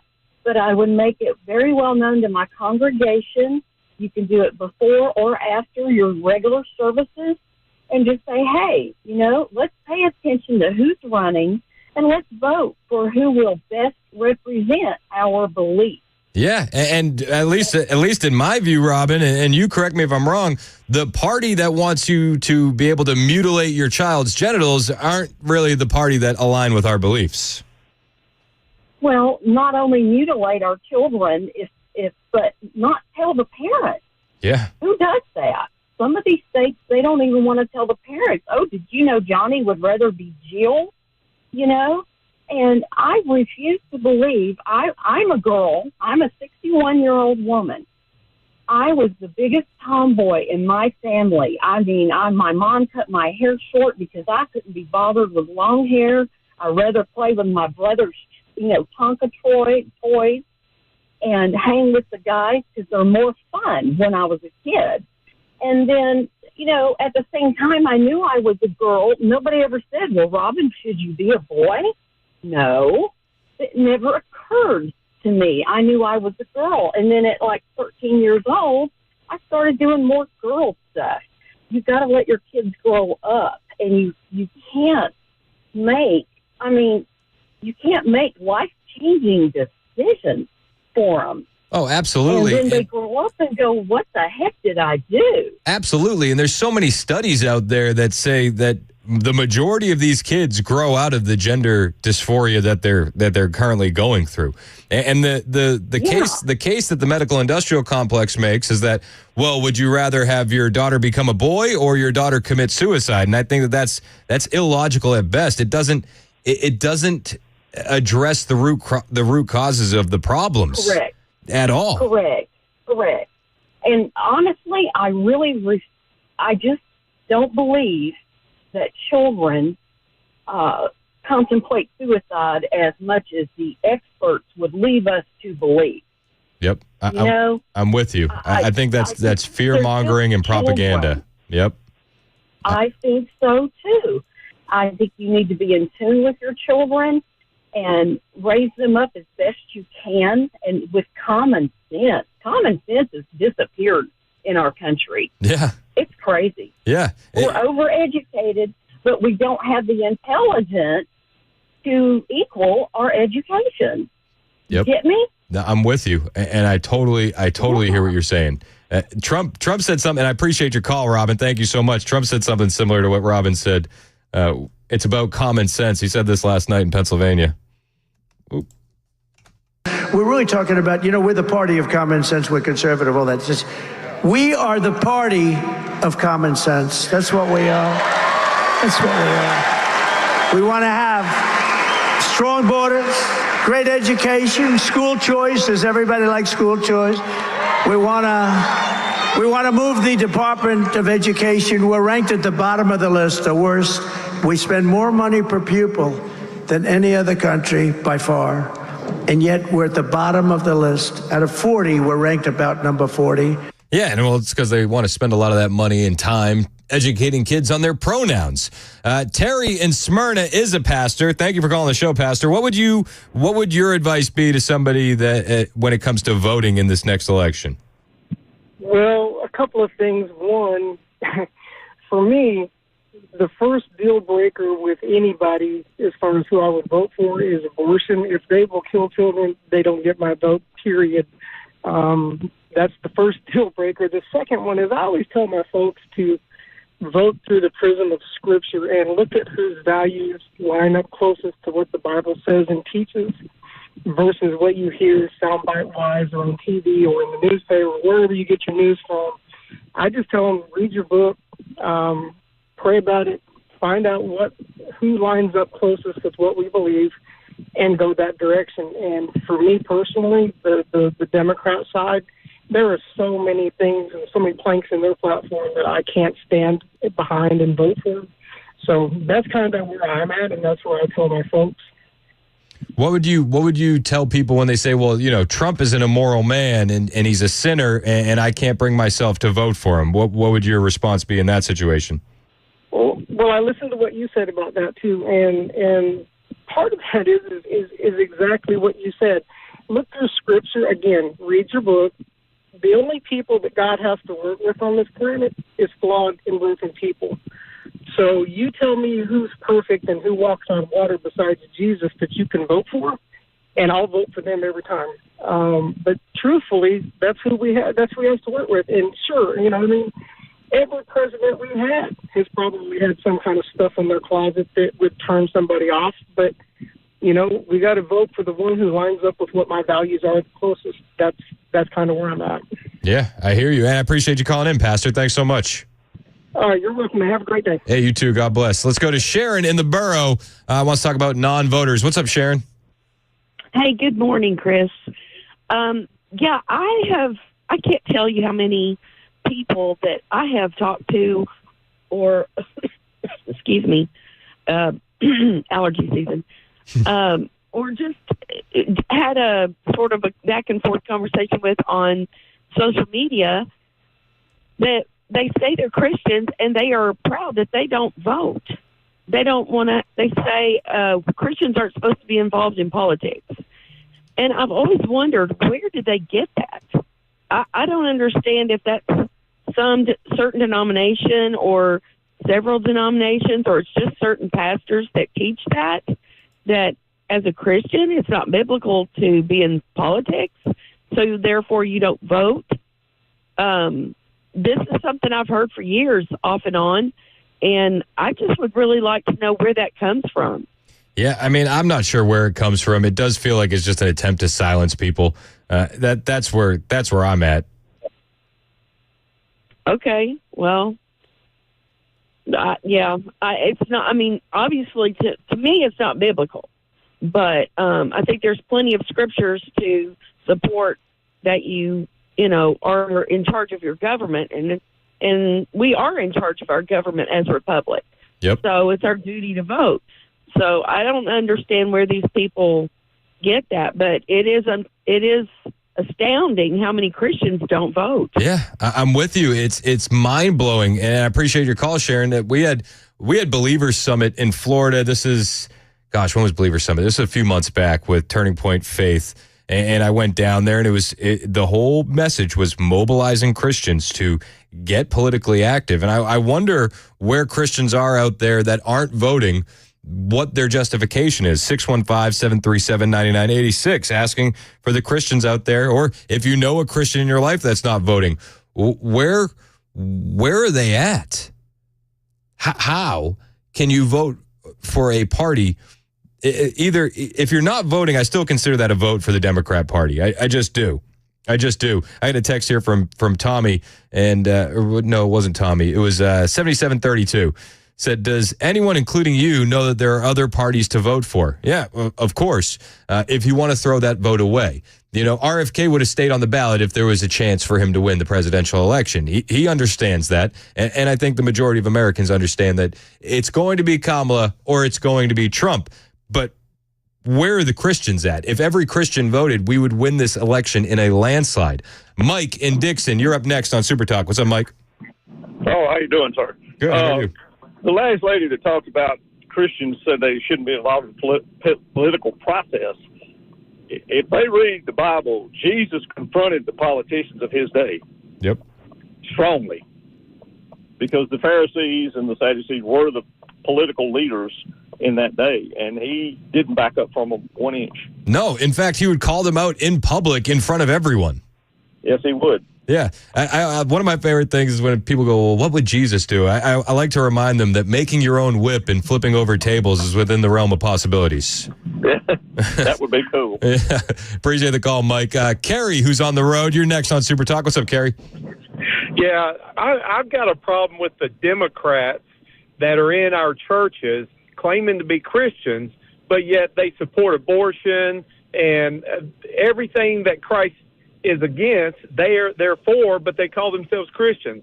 That's problematic in my book. Yeah, me and you both. I don't know how you could vote for that party. You know, you look.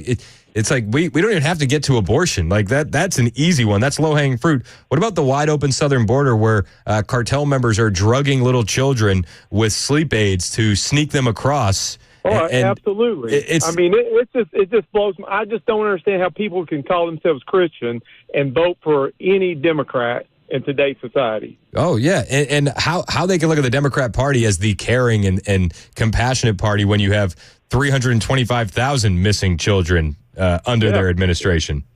Oh, yeah. It's appalling to me. But love your show. Thanks for the time that you're devoting to this. Yeah. And go Trump. Of course, man. Appreciate the call. Thanks so much. Let's go to Charles in Winchester. You're next on Super Talk. What's up, Chuck? Hey, Chris. Good show. I want to go a little bit further. What about Christians getting involved? Would it have been slavery? You know, the Christians sat on their hands on the pews and their butts on the pews, and that's about as far as the Christian values will go, is getting outside and I don't know. Back in the 50s and the 40s of the slavery and the racism of this country, if Christians would have gotten involved, would there have been slavery? Well, I would argue that Christians did get involved in the Civil War, and that ended slavery. Well, we wouldn't have needed a Civil War. Well, maybe. I mean... That's my point. Christians need to get... Oh, go ahead. That's what I'm saying. Christians need to get involved. Yeah. And they need to vote their moral values. Yeah, I'm with you, man. I appreciate the call. Brian in Thompson Station, you're next on Super Talk. What's up? Hey, Chris. Yeah, I think that Christians do need to get involved, and I think they're expected to be involved. You know, you have to represent what it's like to be a child of light. And if you're not standing up for Jesus, well, then I would argue that you're lukewarm and you'll be spat out. Yep. 100%. 100%. Thanks, sir. Hey, appreciate you. Brian in Nashville, you're up next on Super Talk. What's up, Brian? Hey, buddy. How we doing, man? What are your thoughts? So, I'm doing all right. So what I've heard, a lot of the other guys are saying what I've been thinking too, but what I've heard also is that there's some scripture in the Bible that says that all our politicians are picked by God or ordained by God. So I don't know if that's where they leave it at, but it's not where they need to be. They need to get out and vote and you know, vote for who's closer to their morals, you know. 100%, man. We need to step up. If every Christian in the country voted, it would be an absolute landslide. It would. Yeah, I appreciate the call. Thanks so much. Yeah, buddy. Thank you. Yeah, of course. Yeah, Christians need to step up. You're either for the party that is for child sex trafficking and child genital mutilation, or you're for the other side that wants secure borders and safety and prosperity for our families. There's no other choice right now. Which way do you want to go? That's what we need to ask ourselves. Which way do we want to go? 615-737-9986. If you want to get in on this conversation, please do. 615-737-9986. Got a lot of people on the line. We'll get to more of your calls next on Super Talk 99.7 WTN.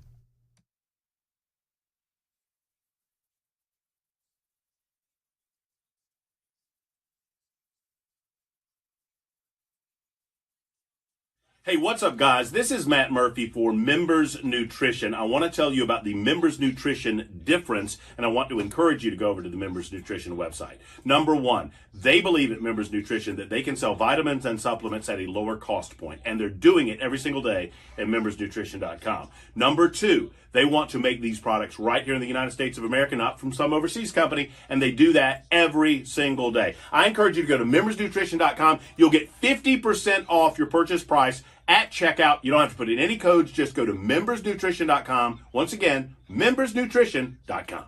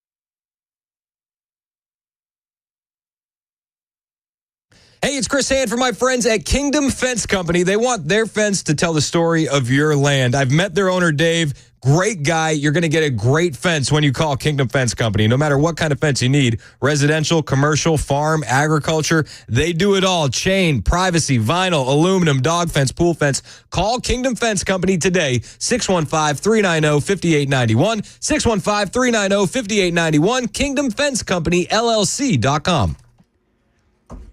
All right, still got the crash, Williamson County. This is 40 westbound, right before the Fairview-Dixon Highway 96 exit.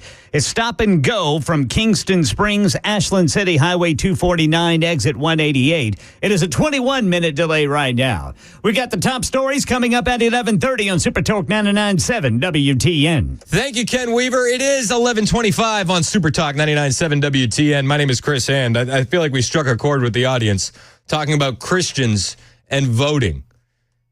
Should Christians be voting? I had a pastor text me saying he can't bring himself to vote for Donald J. Trump because he's a generally immoral man.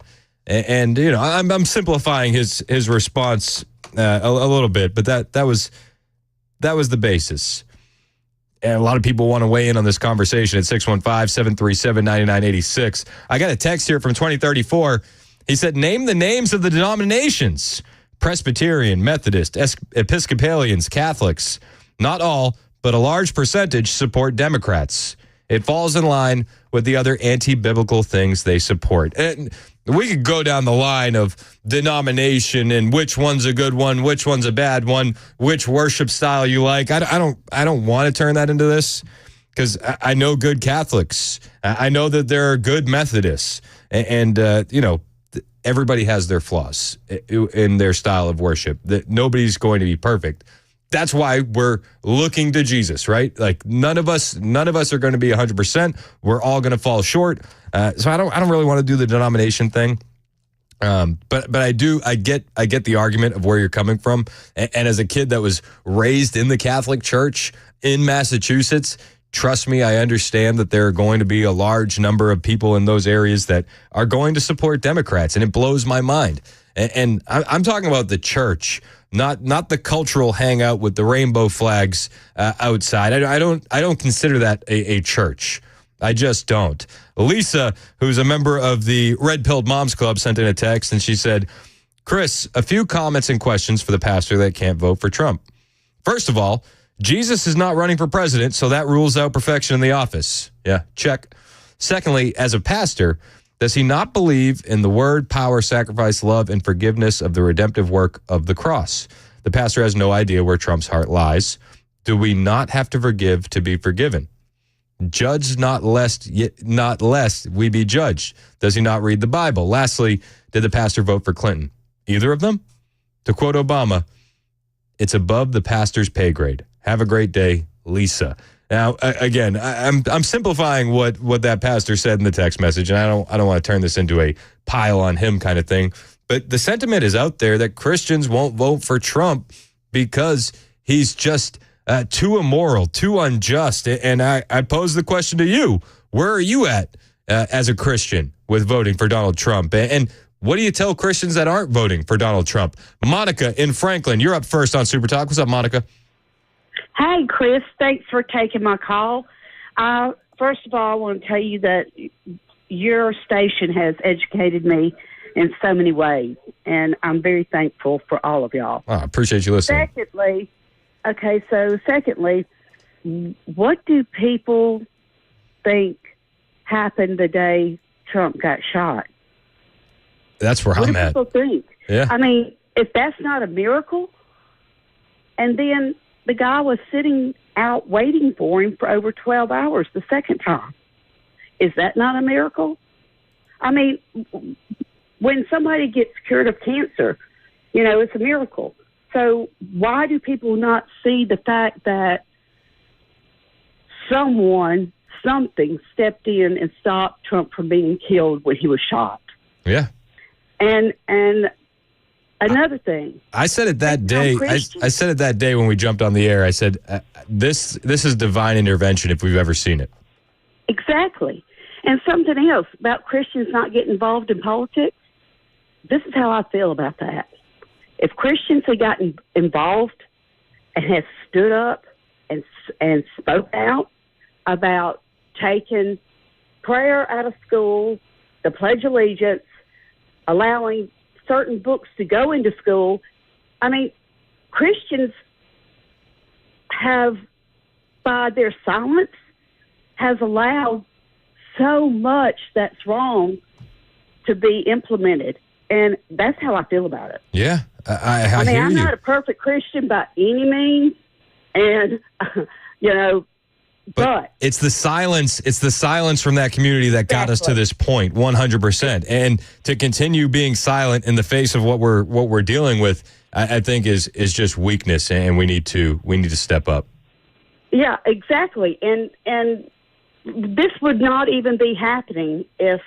And another thing, the Democrats, they put as much negativity out there as they can.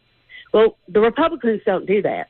Now, if they started talking about how Kamala got into the position she was in California, yep, yeah, people would be shocked. I have a friend that lived in that area before the fires came through, and she says, you have no idea how evil that woman is.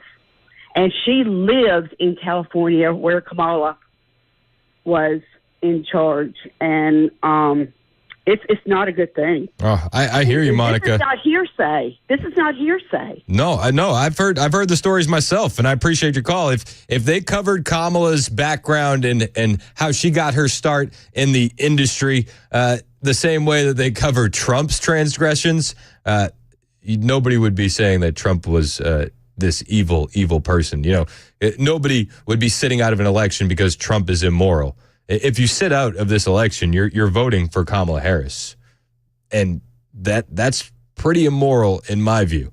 It's 11:31 on Super Talk. We'll get to more of your calls after the news with Ken Weaver, which starts right now on WTN.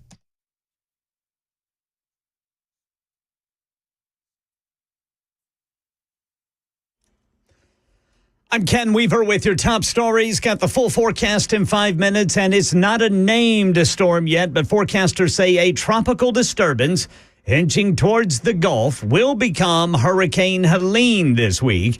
And Governor Ron DeSantis says more counties in his state are now under a state of emergency. Given the data that's coming in about the tracks of the storm, we've increased the number of counties to 61. President Biden, in his final address to the UN General Assembly, mentioned the recent escalations between Israel and Lebanon and urged both sides to come to the negotiating table. Full-scale war is not in anyone's interest. Even if the situation has escalated, a diplomatic solution is still possible. In fact, it remains the only path to lasting security to allow the residents from both countries to return to their homes and the border safely. Now, the president talked about the importance of aiding Ukraine's war against Russia, too. And here in Nashville, News 2 says a 23-year-old man was arrested Monday. He's accused of exposing himself to several women across the city, starting as far back as September 15th. He allegedly drove around in a red Toyota RAV4. One woman says a man inside a vehicle like that said he needed help, and when she said no, she noticed his pants were pulled down, and when she tried to walk away, well, he followed her in his vehicle.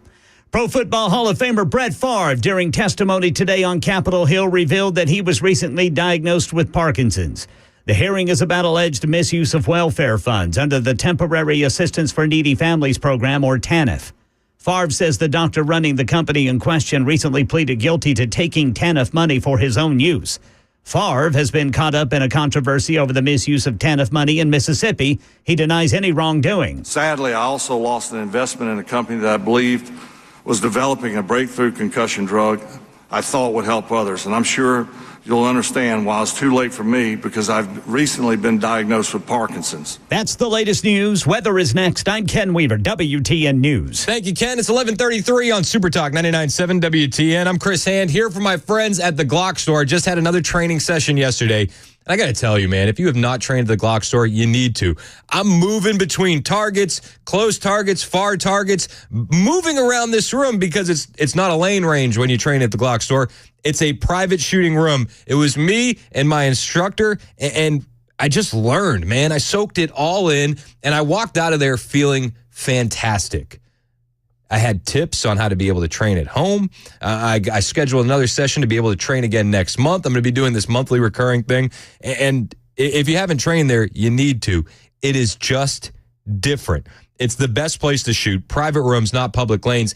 And if you want to go there with a group of friends, they're throwing parties as well now, too. So you can get a gang of friends together, and you can go do it at the Glock store. You can get a VIP private room, a kitchen. They'll include all the ammo. They'll give you some shooting activities. They'll even give you full auto options. Call the Glock store today. They'll get you set up with everything you need. 615-682-6565. 615-682-6565. That's the Glock store. Minutes from the airport, worth the drive from anywhere.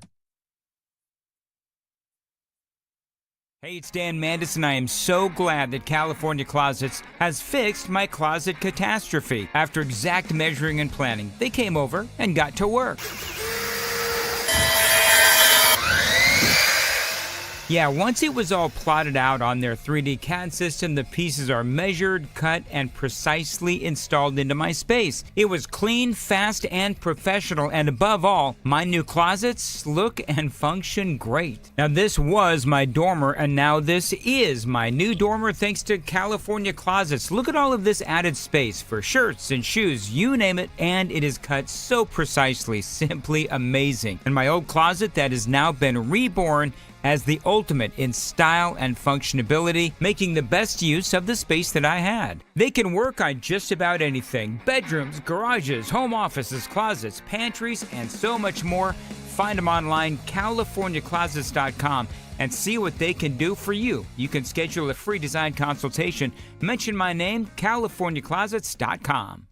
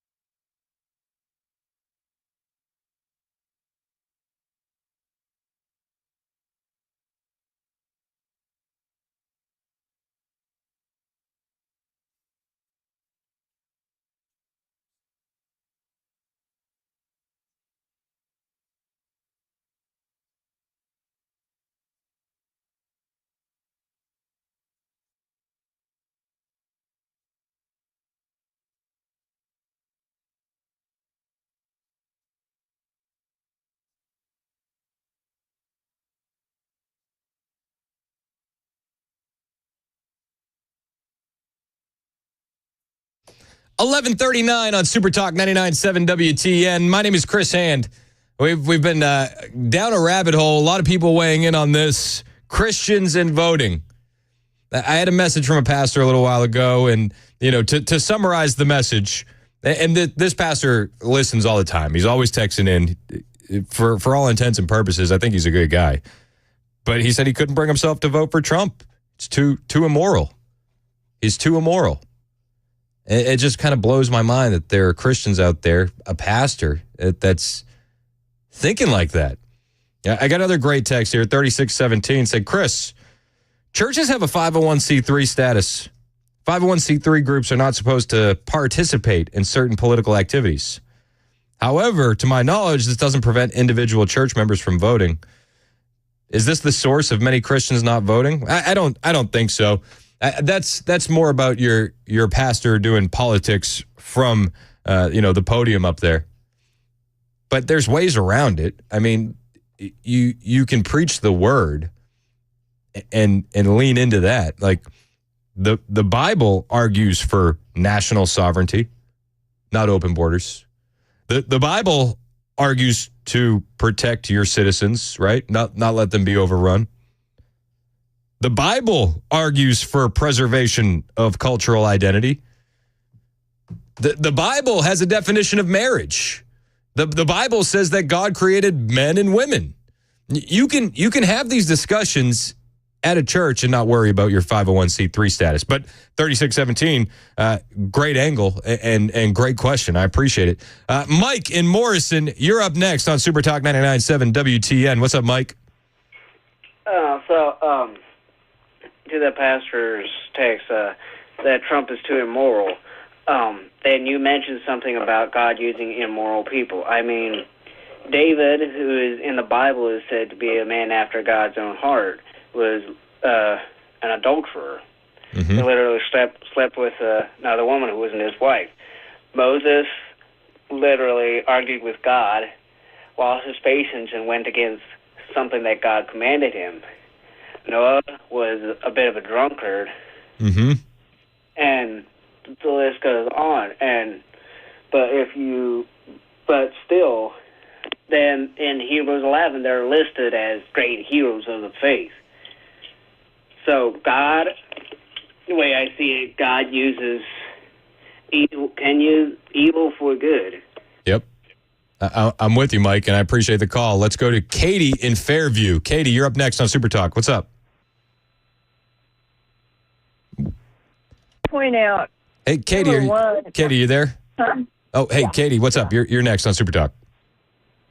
Oh, can you not hear me? Sorry, I got you now. Okay.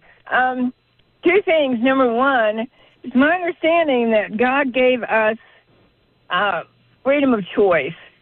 So we can choose good or we can choose evil. And secondly, God in our country is the basis for our rights. They were given to us by God. If they want to get rid of God, which they do, in my opinion, we give up our rights too.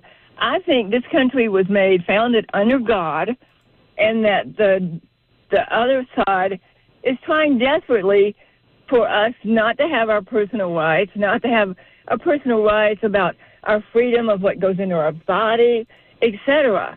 And I think that God wants us to have our freedom, and I think God wants us to have this country, and I think it's our responsibility as humans to choose one or the other, good or evil. And you look at what the Democrats want to do, talking to kids about maybe they don't have to be a girl or a boy, they can change, but the horrible things they've done to all the kids, how they've brainwashed the kids in school, how they talk about how evil white people are because of what they did in slavery.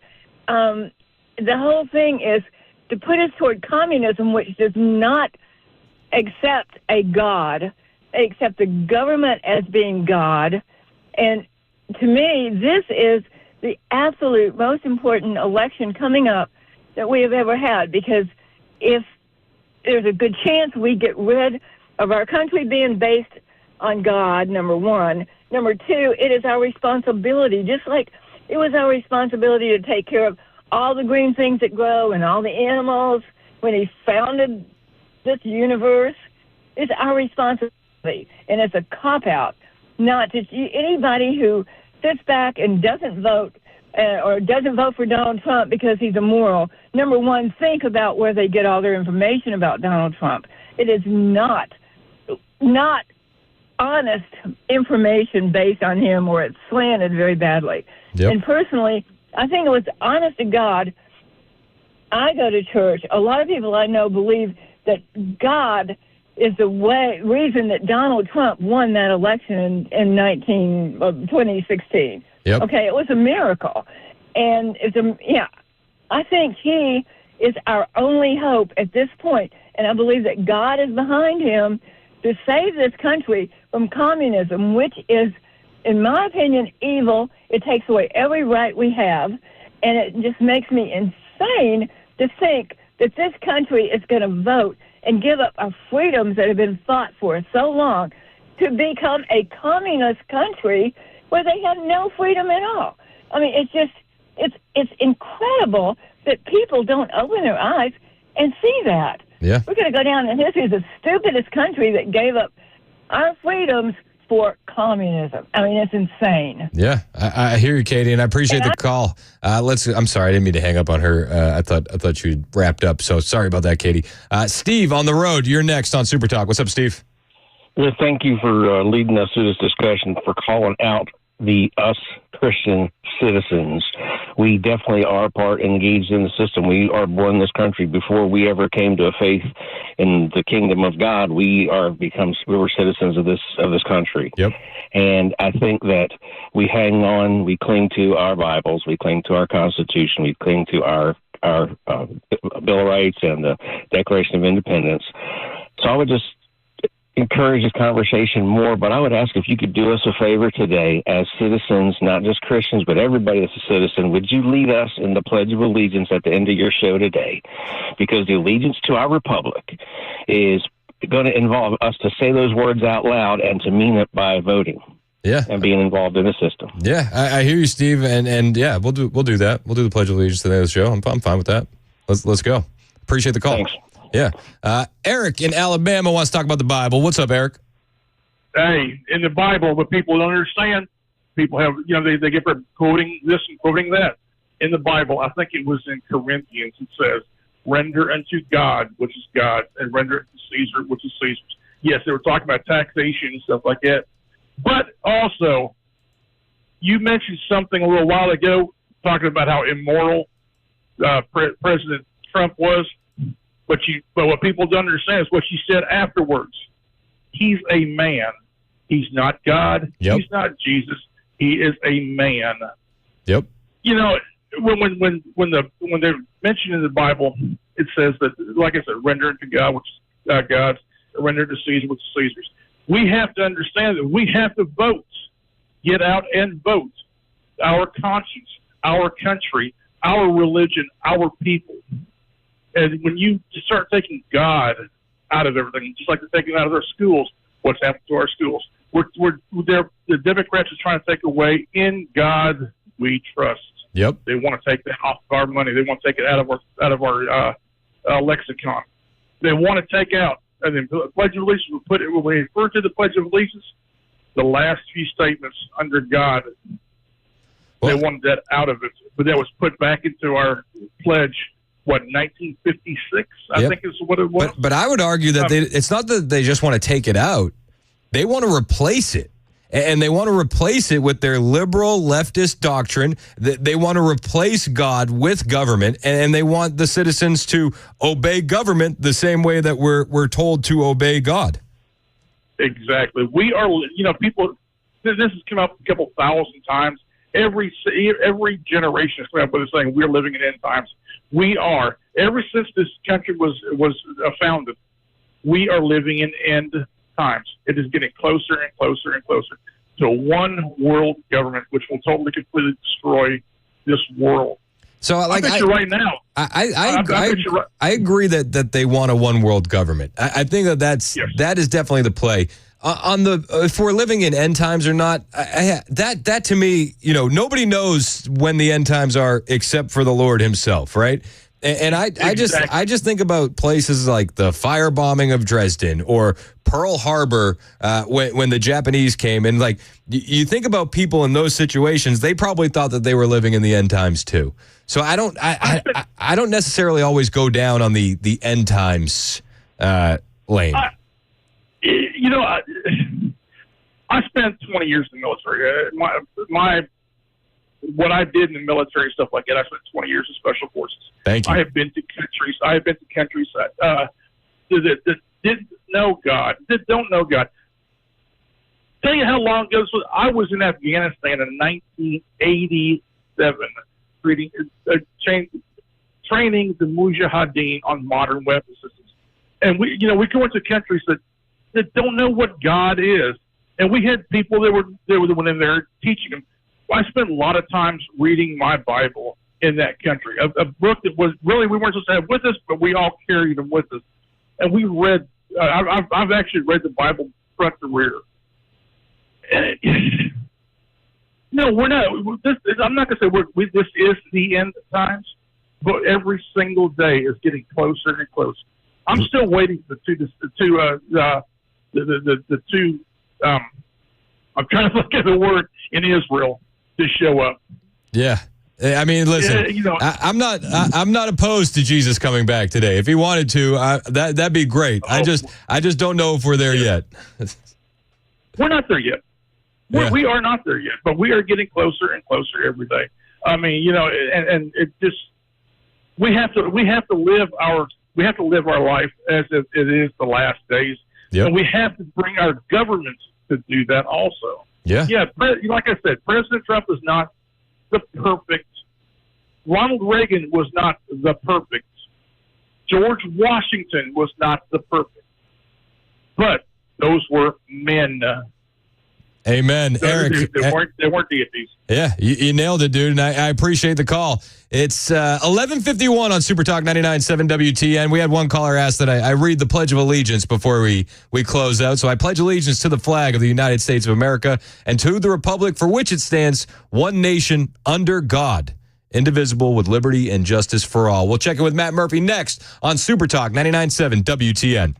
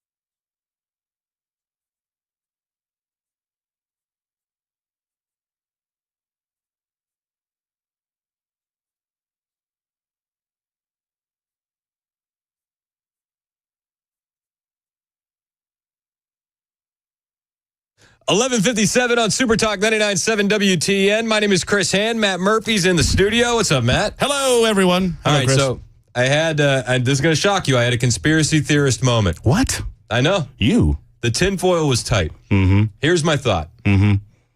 Donald Trump wins the election. They call it, relatively soon after the election, probably 10 days later. Mm-hmm. Kamala is not going to be the president. Trump's the president-elect. Mm-hmm. At that point, Kamala is so hell-bent on being the first female president that she 25th Amendment's Joe Biden. Okay. I'm with you so far. So then Kamala becomes the president. Yes. First female president. Woohoo! Do you cut your hair then, or do you have to wait till January? This is where this is like 11 o'clock, 11:30 at night. This is the stuff I'm thinking about. Here's my out, and it's a legit out. And Bell will back me up on this. The original agreement was I would not cut my hair until we had a new president-elect. Okay. And that's when Joe Biden was involved.